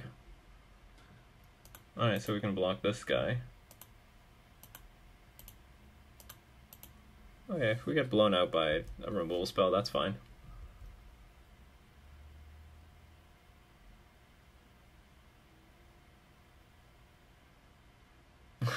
Mutavault is a human. Mutavault's a human. Never forget. So now we need to draw an island. These things are just, like, looking terrible. One island would make a big difference. We just bounce this stupid thing back to their hand. Shrine of the Burning Rage. That is going to be a problem. This is terrible. This deck is awful. Alright, give me an island, please. Things are, like, not cooperating at all against this deck. Oh!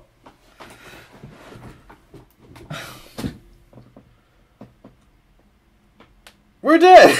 We're just dead! We can't beat this jank deck. Well, if I knew they had these, I would probably keep the Spell Pierces in. That's a strong card. That's stupid. They had Volt Charge every single game. Well, to be fair, I had Master Waves every single game. But the thing is, the Shrine can kill the Master Waves now. I have nothing.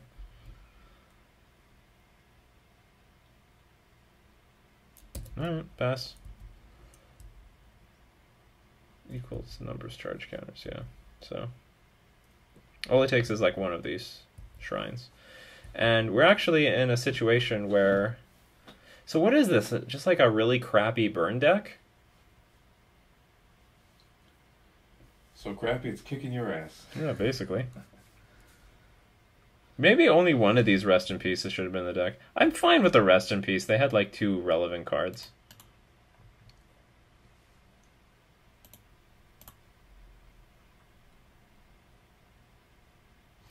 So Shrine is a colorless damage spell, so it can kill Master of Waves. Oh, you gotta be kidding me. I guess that's just how it goes. That's just how we're gonna run today.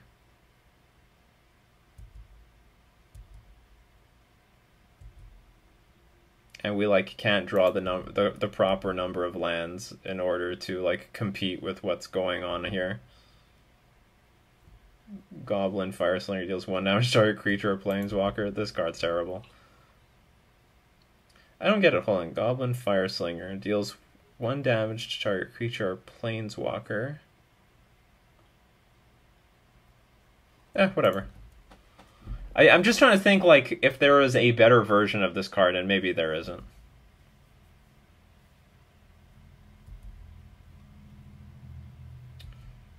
And we're just drawing dead. Like, we can't beat the shrines. We need, like... Alright, well, that's sad and embarrassing, but that happened. That happened. We lost to something. I don't know what this is. Super budget red deck. Well, let's try one more with this list. So we lost the die roll. Gotta lose one eventually.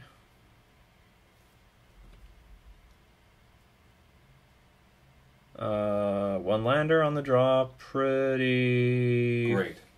It's not good. We have to mulligan. No. Maybe if there was 2 spreading seas, I would keep it, but... No, I got a mulligan. Sand can lose so many ways. I will keep this, though, because we have a Scry and a Silvergill Adept. We got to Scry. We got to see the top card of our deck. Ether Hub. What is this, another random brew? You're X what right now? Ancient Strings. Oh, maybe we're up against KCI. Maybe that's what we're up against.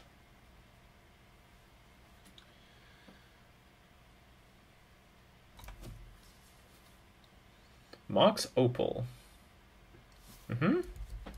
I think, oh yeah, I think this is KCI. Which means... I think we are in trouble. Well, we'll see what happens. We'll see what happens, but like I don't know if our main deck is particularly fast. Like it's okay. It's okay. We have 3 Spell Pierces. So we have some resistance against the nonsense combo. And we also have like some Merfolk Tricksters, which is also good. So that, well, I mean, if we had counterspells in our hand, this hand would be great. Because we just keep deploying creatures while countering the important stuff. Silvergill Adapt. I'm just going to show a Merfolk Trickster. Because if I pass with 2 lands up, then, like, what else do I have? If I show Harbinger of the Tides and don't play it on my turn, it just doesn't make any sense. So I might as well conceal more cards in my hand. Adventure's Fair, you can find whatever you want. Krark? Oh, is it Krark? I think I've been calling it Clark this entire time. Krark Clan Ironworks. Well, I know what it does. Sacrifice artifacts, add 2 mana to your mana pool. It's funny, this is the only deck that plays Engineered Explosives on 0 without the intention of blowing up my Master of Waves. So if you want a gimmicky deck, here, hold on, I better just yield until the end step. Oh, I mean, we're gonna die here for sure. I don't know how my opponent can fizzle. So they're... What's happening? Yield through this turn, I don't care. Auto stack everything. This is a deck that sacrifices artifacts for mana and creates these infinite loops. Scrap Trawler is whenever this creature or another artifact you control is put into the graveyard from the battlefield, you return to your hand target artifact from your graveyard with lesser converted mana cost. So my opponent can like sacrifice artifacts to like bring back this card, which when you cast it you draw a card, when you sacrifice it you draw a card. So you need to cast it, sacrifice it for 2 mana and draw a card. And then These people should go to engineering school. Like, figure out a way to make a better gasoline or something. Figuring these things out. So is this how we're gonna lose? Terrarian. Oh no, add 2 colors. Yeah, just adds mana of it. 2 colors of anything. When it's put into the graveyard from the battlefield, draw a card. So this is another one of those stupid things. Another Mox Opal deck. That's all I can say. I don't actually... A lot of people think this should be banned. I just think it should be Mox Opal. Like, this is the stupid card. No, they should just cost... It's just the stupid card. They should cost 2 more to cast than what they already do. Oh, we lose through Emrakul. So there's a few different ways that they have, like, win conditions. One of them is Emrakul. We can... This still technically doesn't count as Emrakul being legitimately cast. No, they actually legitimately cast Emrakul. Or you just don't want to consider it that way? Yeah. They need 15 lands in play. That's right, they gotta click 15. Well, Ghostly Prison looks pretty poor. I don't think Leyline of Sanctity does anything. Deprive will be great, and Rest in Peace will be great, because their deck depends on recurring cards from their graveyard back to their hand. Doesn't protect permanents? No. Creatures, right? Yeah. Path to Exile. No, Path to Exile might be fine. Spell Pierce is fine. Spring Seize is not fine. Spring Seize, you're terrible. You're a bad card. Get out of here. And probably Master Waves is just too clunky. So Path to Exile is fine because we can hit those stupid scrap trawlers. Yeah, looks good. And so all we want is like a decent clock and some counterspells. This is like one of the best hands we've had all night. I don't know, have I been running bad or am I running bad? No.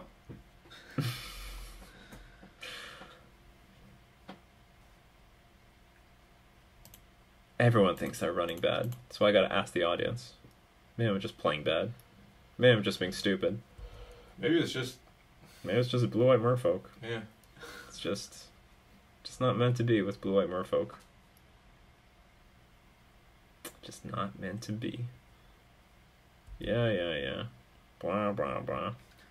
Now, like, I'm gonna play my own version of blue-white merfolk coming up soon, and let me tell you, it's gonna run Stony Silence. Like, I don't know why this card was missing in all these other lists, but mine is definitely gonna run Stony Silence. So let's start by getting some pressure on the board. So I like my hand, like I like everything. This is great. And soon we're just going to hold up Deprive.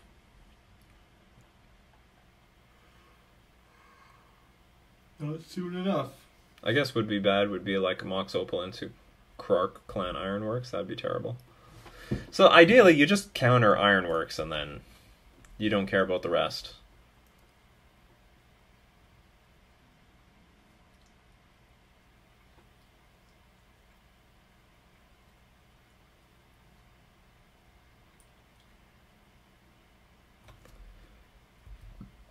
Draw cards. I don't care. Unfortunately, I don't think Flickerwisp is going to do very much. I'm going to try at end of turn flicker something and maybe deprive them of a mana. But that's the best I think it's going to do. Well, maybe we can do something with Scrap Trawler. Get out of my way, Scrap Trawler.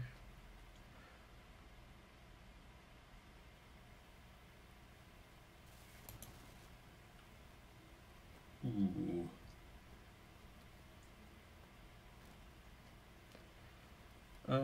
Well, I can't tap out to play Flickerwisp because I really, really need to hold on to this Deprive.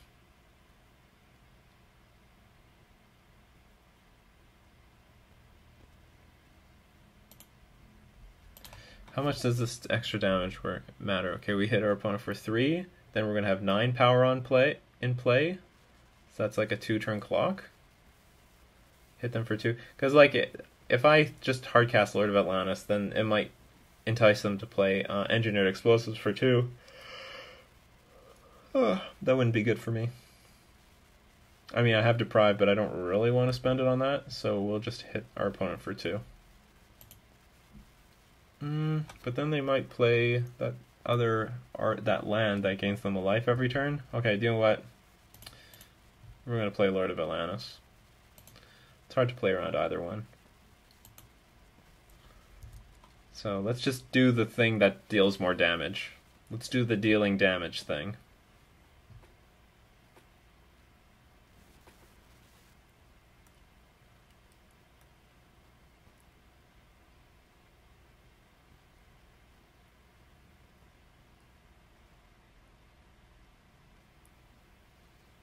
Scrap Trawler, hero of the world.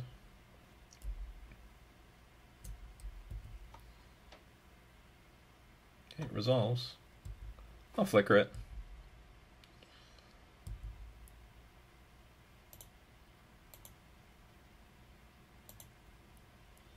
Oh, that's great.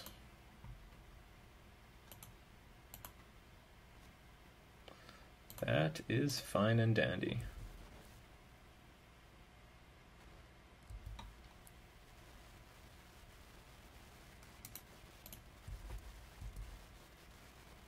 I guess I really miscalculated the damage race, because this is really that was really a 4-turn clock.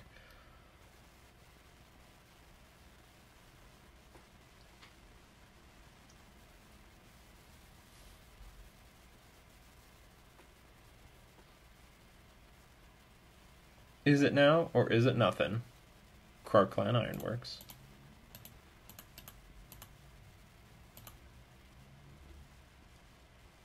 Three, two, one. You gotta be shitting me.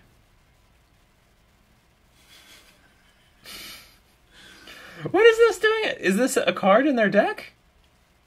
I mean, maybe. And I'm just not familiar with it. Well, 3-2-1 on our side.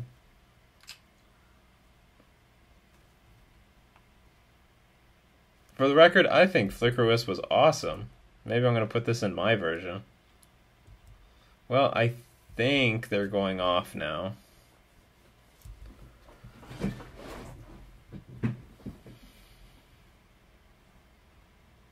Because they can. Can you Flickerwisp the Ironworks? Yeah, but I can't. Well, I'm not right now, but is it possible? It is possible. Oh, and shit. I can do it to my benefit, because a lot of this garbage that he's doing right now is only possible if,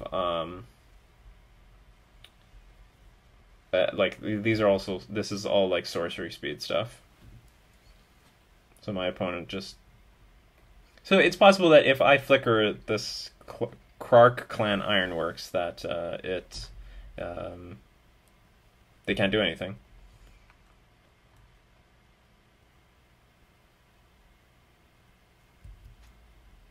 Two damage. Is that how it's gonna go now?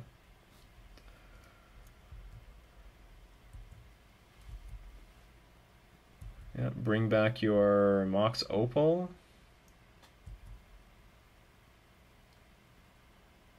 Sack Mox Opal. Now what?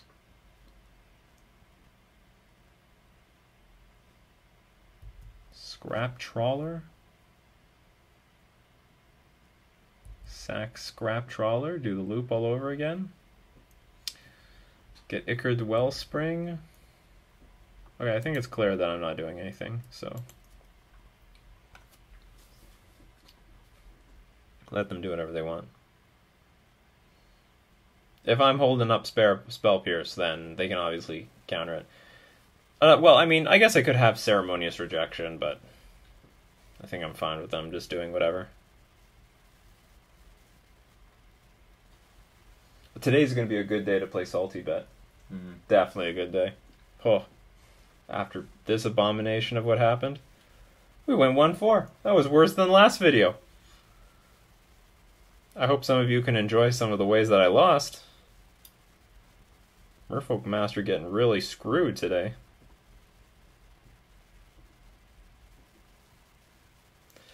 But maybe I haven't learned the ways of blue-white.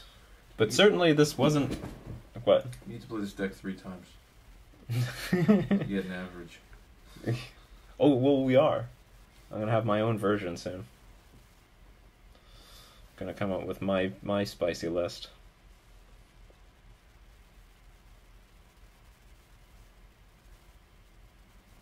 Can you kill me? Come on, or are you just playing with yourself? Find Emrakul.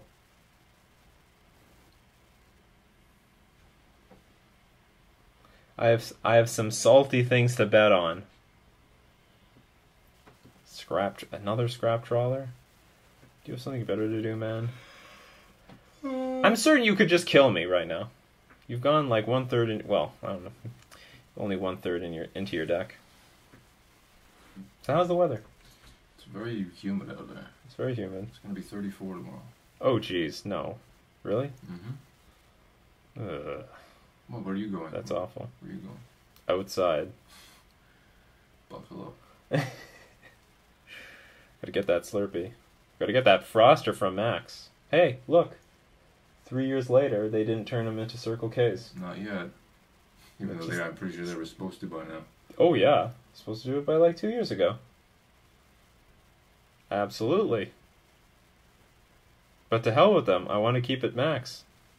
Loyal to the owl. That owl's everything to me. I've known that owl since I was a child. If you don't know what I'm talking about, look up Max. M-A-C-S. Max Canada. It's like a 7-Eleven competitor here in Canada. Well, it's Circle K, but with a different name and different logo. A better logo. Superior logo. Like, what are they trying to steal with that Circle K? Just steal a little bit from Kmart, a little customer service from Kmart, a little customer service from like... a K with a circle around it means kosher. Actually. Okay, sure, that's what it means, but that's not what it means for people. I mean, for customers. Jews aren't people? No. I did not say that. There he is. Oh, there's the spaghetti monster.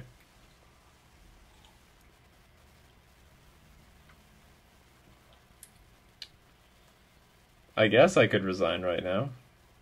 I have 6 permanents. I'm going to, oh my god. Okay. To hell with you.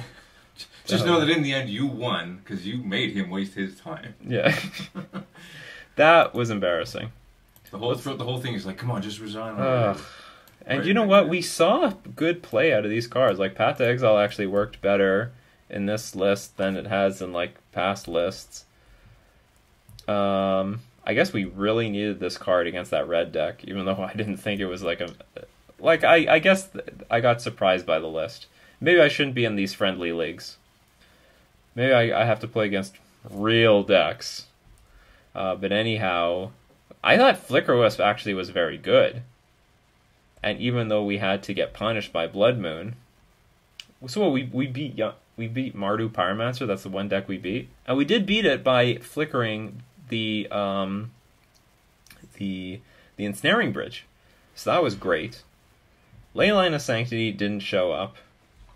Rest in Peace didn't show up. And when it showed up, I couldn't cast it. You didn't do anything. You didn't do anything. You did something. Celestial Purge was real. I think the only card we saw real play out of was Flickerwisp. That was about it. But the cost to playing Flickerwisp is that we aren't playing with Mutavaults. So is it worth it? Do you know what? I think it might. Just because we have a main deck answer to Ensnaring Bridge, which is a very big problem. And on top of that, we do have Synergy, Blinking, Spreading Seas, and Silvergill Adept. I would be willing to play 2 less Mutavaults to have that sort of an effect in the deck. Flickerwisp really impressed me. It really impressed me. It was really strong. Flickerwisp in Merfolk. Alright, so now it's time to bet like crazy. Still a very healthy audience for us. Oh, absolutely. How could it go wrong?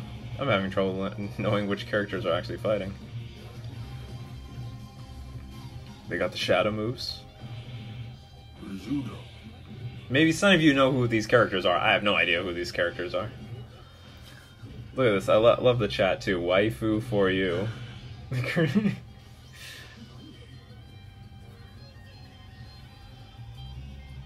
Let man win? Ultraman. Ultraman? Oh, Tiga. that's right. Can't remember back in the day. Like, I haven't played this for 8 years, actually. Back in the day, Mike Tyson wasn't that good. Gigas was pretty good. I never saw Gigas. Dark Donald, I think, was invincible. Like, a win rate of, like, 100%. Like, the cool thing is, okay, so I don't know exactly how this works, but I believe, like, some people engineer characters to be submitted into this, and then, yeah, they can, like, battle it out. There's a whole template thing you can download. Mm-hmm. Some are almost invincible. But then it's really cool seeing the super invincible characters versus the other super invincible characters. Down you go. SaltyBet.com. A great way to waste tons of time. Sailor Mercury versus Cyber Shredder. Sick. Love it. Oh, Sailor Mercury was like one of my favorites back then. As is. Versus Cyber Shredder, though. Wow, these are two, like... I didn't know the other two characters at all. At least I know some of these. So we gotta... I would vote on Shredder. Well... Then just to go against you, I'm gonna vote on Sailor Mercury. Well, you got... She's magical. He's just a human. Okay, we're gonna wager 150 salty bucks. Oh, I guess I just leave it like that. And like the thing is, if some of them, you're betting against the crowd. So basically, if everyone bets Shredder, then they're gonna win all the money from the people who bet Mercury. So who is?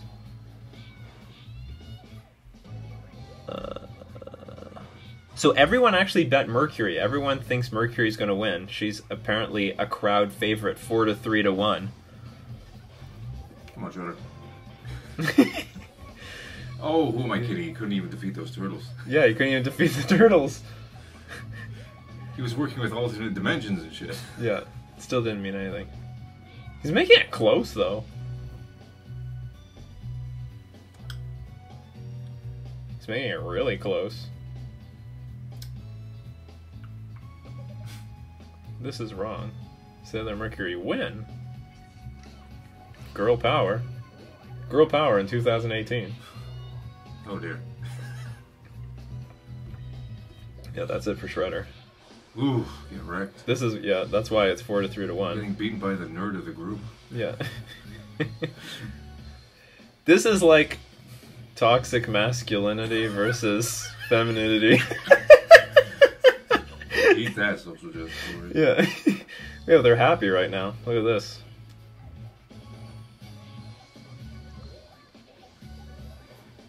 Is it 3 rounds? Oh, it's best out of 3? The worst are when there's like these really defensive characters that have enormous amount of hit points. And they just take forever to die. Those are awful. Because some of these matches just go on for forever. Not this one. No, Shredder's getting his ass kicked. Alright, so I won 35 bucks. Next we've got Kuno Tatewaki versus Chili and Pepper. Well, I don't know who Kuno is, so I'm probably just going to bet on the Chili Pepper. Chili and Pepper?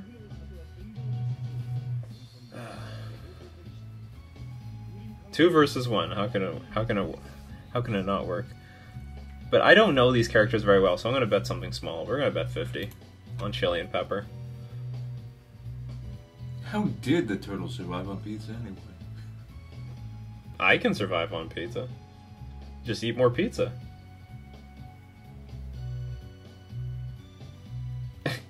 If you're questioning if they could survive, like, I mean, the whole show was completely bizarre. Turtles that mutate into giant turtles and are still alive. But how did they survive on pizza? How did that happen? That just doesn't make any sense. Neither did the Technodrome. A talking brain and some things done. Yeah, that made more sense. Hey, we are living in a world today. Okay, so The odds are pretty even, actually. So the chili and pepper are favorites. The crowd thinks that chili and pepper is going to win. And by the way, the crowd is pretty smart. I don't know if the statistics are public on the win rates of all these billions of characters, but I do know, there are people who record this stuff down with like an Excel spreadsheet and write down notes about like their weaknesses. Because there could be some characters that are really strong, but like the character's really short, and the attack is always in like the mid range, so they might be like way stronger than a character, but they can't hit them. There's strategy to this, people. There's strategy. There's real strategy to it.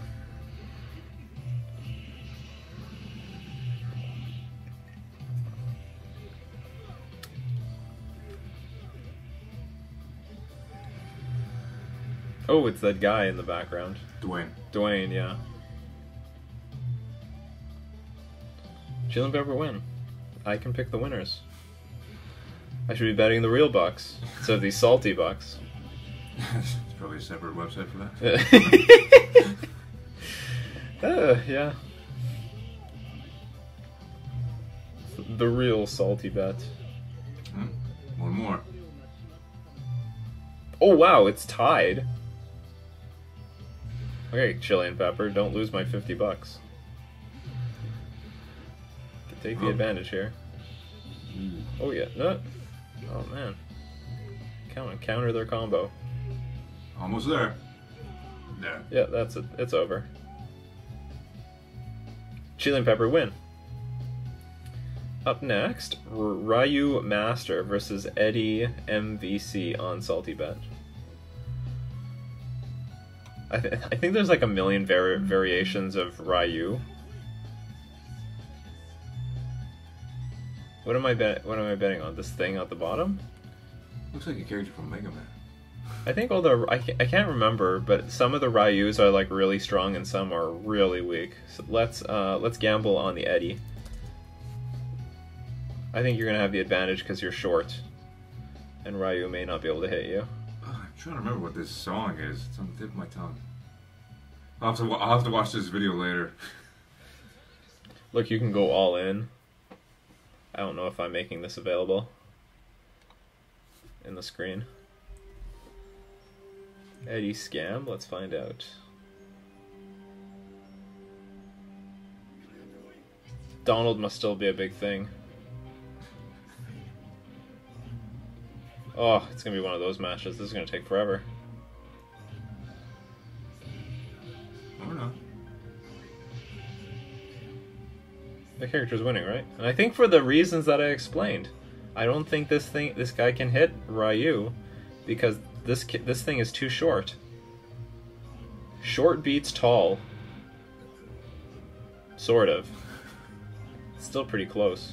See, look. Do all the shadow kicks you want, Ryu. You can't hit something that's just a quarter inch off the ground. Eddie Muck. What the hell is this? It does look like an enemy from Mega Man. I guess so. Oh, they have a time limit. Oh, excellent. So the time limit's not too long. Oh, I missed that.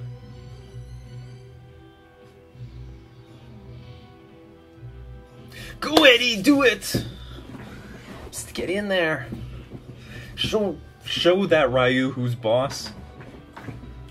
I went on the time limit again. Oh yeah, absolutely. Stall. Stall for me, Eddie. Just stall. Don't worry, there's no judges here. No one's gonna judge you.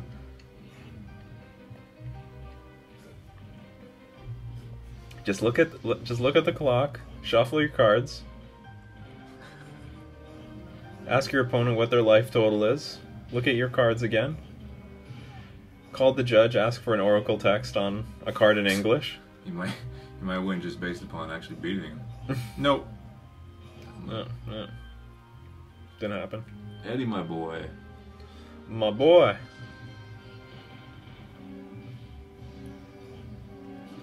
So you see, there's some real strategy just looking. I mean, it helps a lot if you've seen the characters fight before, but if you have not seen the characters fight, then it does help just by looking at their, physical appearance.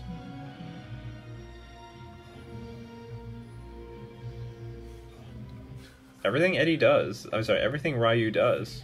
Not much of a master, in my opinion. You couldn't even master a Merfolk deck.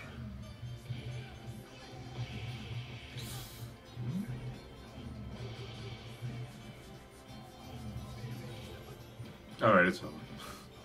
Oh, yeah. Eddie wins by cheap out. Yeah. Oh, no, Eddie wins by actually beating him. Holy cow, with 3 seconds on the clock. I didn't know you had it in you, Eddie. Tyrog versus Lise Howard on Salty Bet. They should have, like, magic characters in here. Someone designed, like, magic characters like Chandra or something. Well, they're both ugly. I'd go for Tyrog. Okay, we're betting big on Tyrog. Because, like, I don't know, looks scary. But sometimes they do this, and then it turns out to be pathetic as hell. Okay, let's go 500. Okay, Tyrog. It's like the biggest bet we're making today.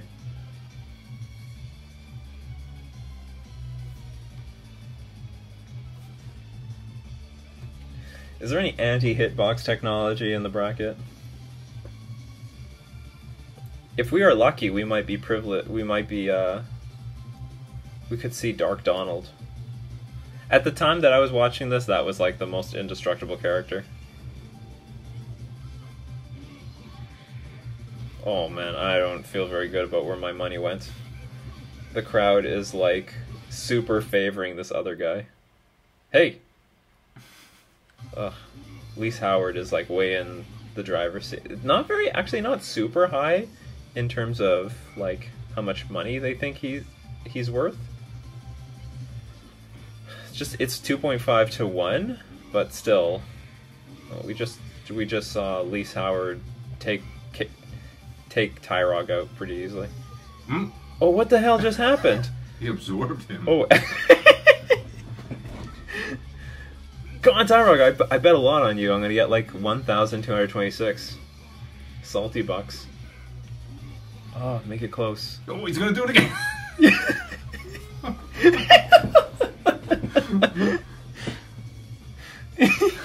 Just keep doing that. I love it when underdogs win, especially when I bet on them. Oh, nope. Come on, get in there. Just do your thing. Yeah. Yeah, he basically ate him. Oh, we cashed in big time. We did great. Mm-hmm. Alright, now we have some serious cash. Sailor Mercury. Versus Tiga. Back so soon. Ultraman Tiga. Is this like a tournament or something? It could be. Because we just saw this other guy. Well, we gotta bet on Sailor Mercury again.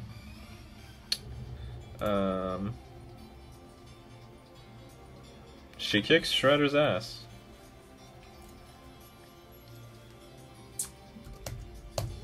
$400. Sailor Mercury. Yeah, I'm not voting in this tournament anymore. Looks like it is a tournament. Oh yeah, excellent. Go favorite Sailor Scout.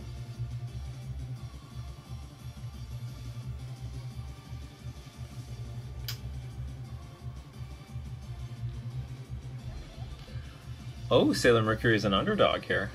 Crowd thinks that Ultraman is the favorite. Oh, get in there, Sailor Mercury. I watched a lot of Sailor Moon when I was a kid. Who didn't? Where's Tuxedo Mask?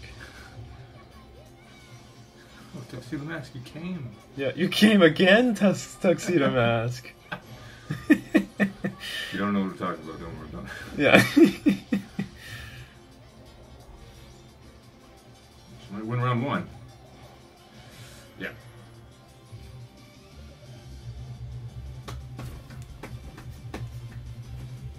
Get in there.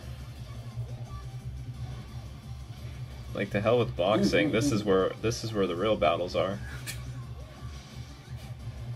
Screw UFC. They have nothing on Salty Bet. Absolutely nothing. It doesn't generate nearly as much revenue, but like, there's a lot more memes here. Oh, this is gonna do it. Holy crap. She turned into a little girl and killed him.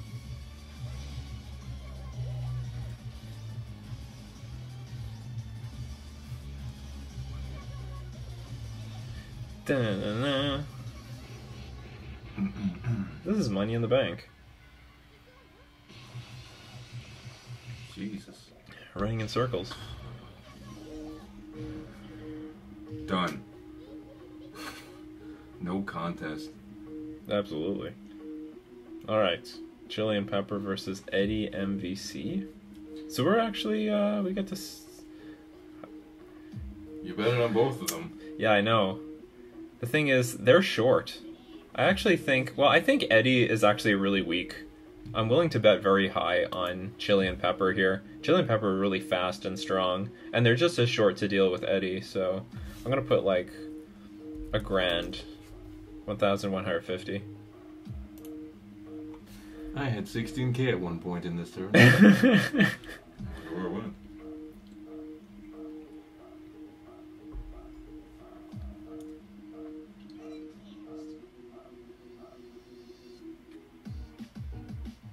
I believe in Chili and Pepper.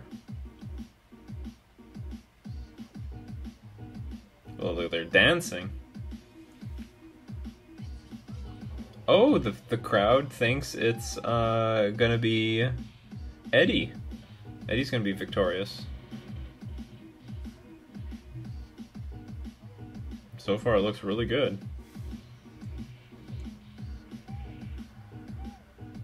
Alright, come on. Yeah, you're just as short. Should be able to do something. I believe in Chili. I also believe in Peppers. This match is pretty close. I mean, it's like 1 to 1.8. So, like, even the crowd thinks it's really close. Come on, let's steal the first one. Steal the first one. Ugh. Not good. I bet over $1,000 on this. Sorry, patrons. Thanks for sponsoring my salt. For anyone who doesn't know, this is all play money. Oh, I bet people are betting bitcoins somewhere. Yeah, somewhere someone's betting Bitcoin on Salty Bet.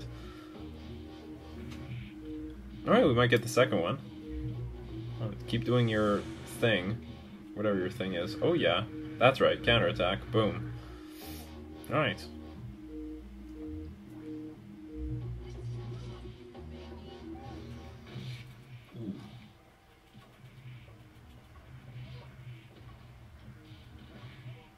This was such a great idea. Hey, come on. Come on, internet connection, don't crap out on me now.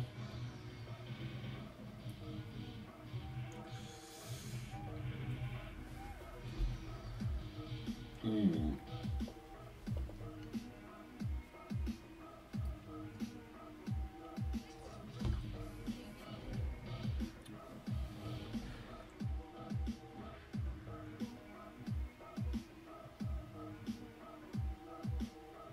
I don't know how it's dealing damage while it's in the air. Come on, Chillin' Pepper, you gotta, gotta make a comeback here. Oh, that was not even damn close. Shit. Well, we're Tyrog versus Sailor Mercury. Tyrog's gonna just swallow her up. Actually, no, you know what? I'm gonna bet with my heart. I would bet on Sailor Mercury. Well, I am going to bet on Sailor Mercury. But there is a chance that we could get swallowed up, so I'm only going to bet 500. Mercury, no.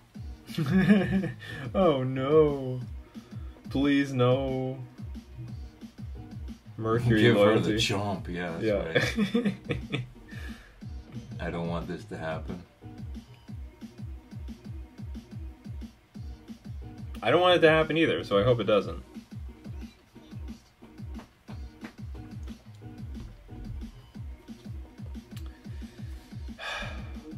In Mercury, we trust.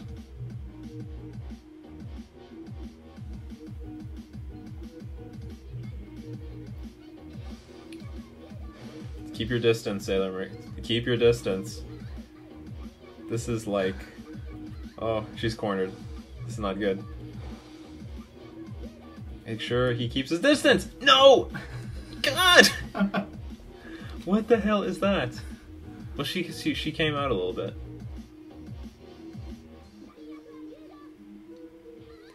There's also another character I forgot about, like the shark.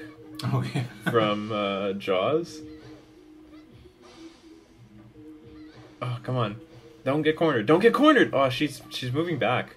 Do something. Do something to get to the other side. This is dangerous. Come on. Okay, just cheap him out. Cheap him out! Yes! We got one, people. We got one. People are betting on Sailor Mercury to win this thing. Oh. Oh. This is going to be great. Use the power of water. The power of waves. Oh. There we go. He's in full... Hey, yeah. Be on the offensive. This is great. Give him away. Away with you. Oh! Too close, too close, too close, too close. Yeah. No, no, one more. One more, one more, one more. Okay, this is probably going to finish him off. Ooh. That's what we need to see. So one more of those. This character sucks. It all just comes down to, like, can I eat you? That's right. And it works. Tyrog. Oh, super off. Oh, oh. Oh, what is this? Oh, she avoided it. Wow. She dodged the absorption. Sailor Mercury, Water Blast. Oh, this is over. Probably. Yeah, it's over. Alright, Sailor Mercury. She should have been the leader. Eddie MVC versus Sailor Mercury on Salty Bet. I bet on Eddie. Do you know what? We're just gonna blow everything on Sailor Mercury. 2,000. You've done great for me, Sailor Mercury. I fail to believe that this stupid robot is gonna win the whole thing. Eddie, my son. 32K, let's go. All in on Mercury. I don't have enough guts to go all in.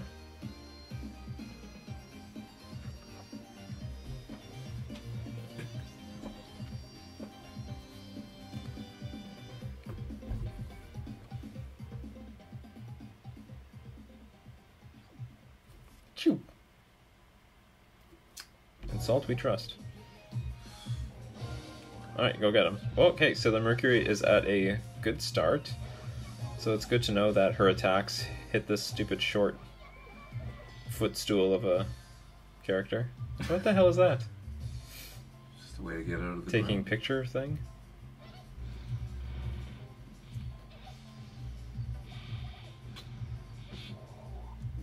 Flowers make her stronger.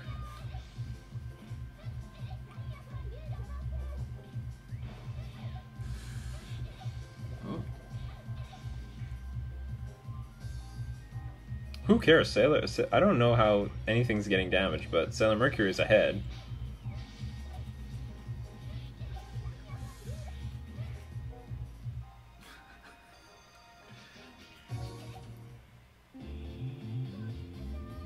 Oh, but that's close. Wow. Pixels. Yeah, it looked to me like Sailor Mercury is actually down.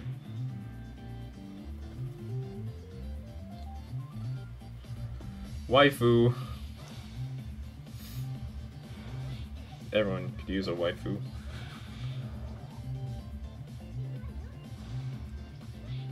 Ooh. Dwayne.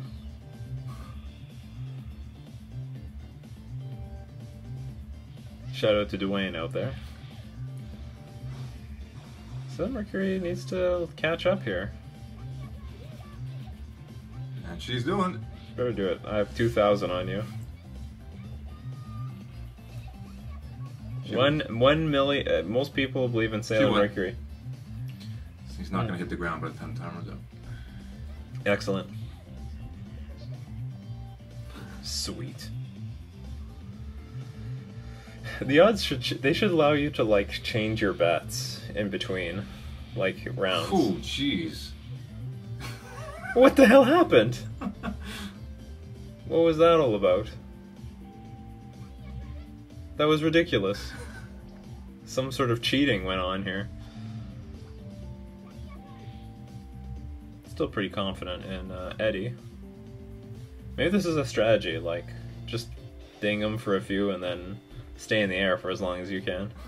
Cheap him out. Flower attack. Oh, this is gonna be good. No, oh, just goes right over him. Damn. This is the strategy. Is how this little punk made his way to the top? Yeah, I guess so.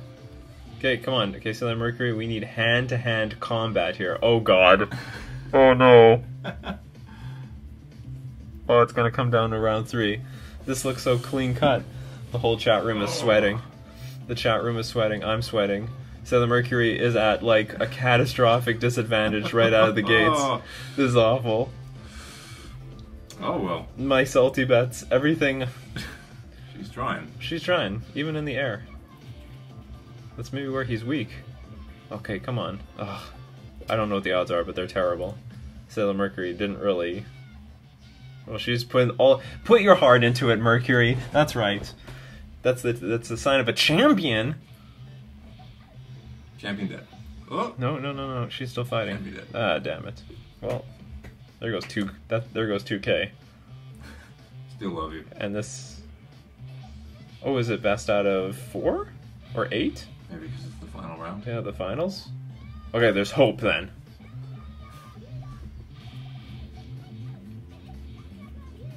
There's hope, but this is not going well. Like, were you just playing around, Eddie? Because now all of a sudden you've woken up. Oh, excellent. That was great. Cornered! Corner that little stupid robot. Corner the robot. Oh, whoa! She's coming back! She's coming back! She's coming back, baby! Yes! Sailor Mercury won. Unbelievable. Okay, one more. I guess that's the key. Gotta corner the stupid robot. Kick it. Kick it like a trash can. The trash can it is. You're a trash can. You're trash. You're never gonna amount to anything. You're garbage. You always were garbage. You always will be garbage. Okay, some low attack. Not the water one. The water one no good. No, the water one's fine. Okay, that water one is good. Which one's the bad one? The bubbles. Bubbles are no good? Oh, that's dangerous. Bubble him out. Okay. The jump kick. Oh yeah, look at that. Oh, missed. What a whiff. That's not a whiff. Oh, this is too close. Everyone's on the edge of their seats. Done. It's over. His stupid, annoying defensive thing screwed him over.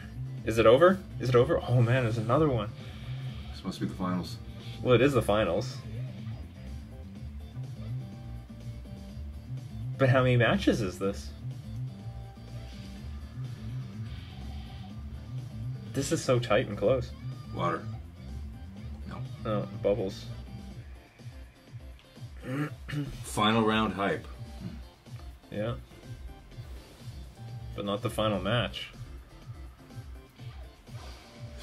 Come on, you can make a comeback. You can make a comeback. You can, I don't know if you will. Well, if you corner the stupid robot, it's possible. Or maybe they're waiting for, like, a point where one of them is in a 2-0 lead? Don't know how it works. I don't know how it works either. One thing I do know is that Sailor Mercury is ahead, and the good thing is that she can attack this stupid robot while it's defenseless in the air. That's great. Just go for those aerial attacks. Or aerial, whatever you want to call them. That's right, blocked. Water. The water one's good. Water. Doesn't really do that much damage. But it's good. Does damage, I guess. Oh, cornered! Cornered! Get him! In the corner! Oh, is it gonna be over? Oh, well, you know what? That's good because she can attack. She loves to. Oh, how do you Doesn't miss? matter. 2. 1 over. Okay, that's great. Boom. Finally, we won the damn thing. Wifey Wars version 2. Well, I think that's about it. So we're gonna end it right there. We just earned some serious salty bucks, 922 right at the end. So that brings my total up to something like I guess 3,300-ish. Rest in spaghetti, Eddie. So we didn't do so well with Blue White Merfolk today, but we did great betting on Salt, saltybet.com. So we're going to thank all my patrons supporting me on Patreon. We're also going to thank themanabase.com for being our sponsor. This has been Nikachu and his brother playing Blue White Merfolk in Modern and Salty Bet.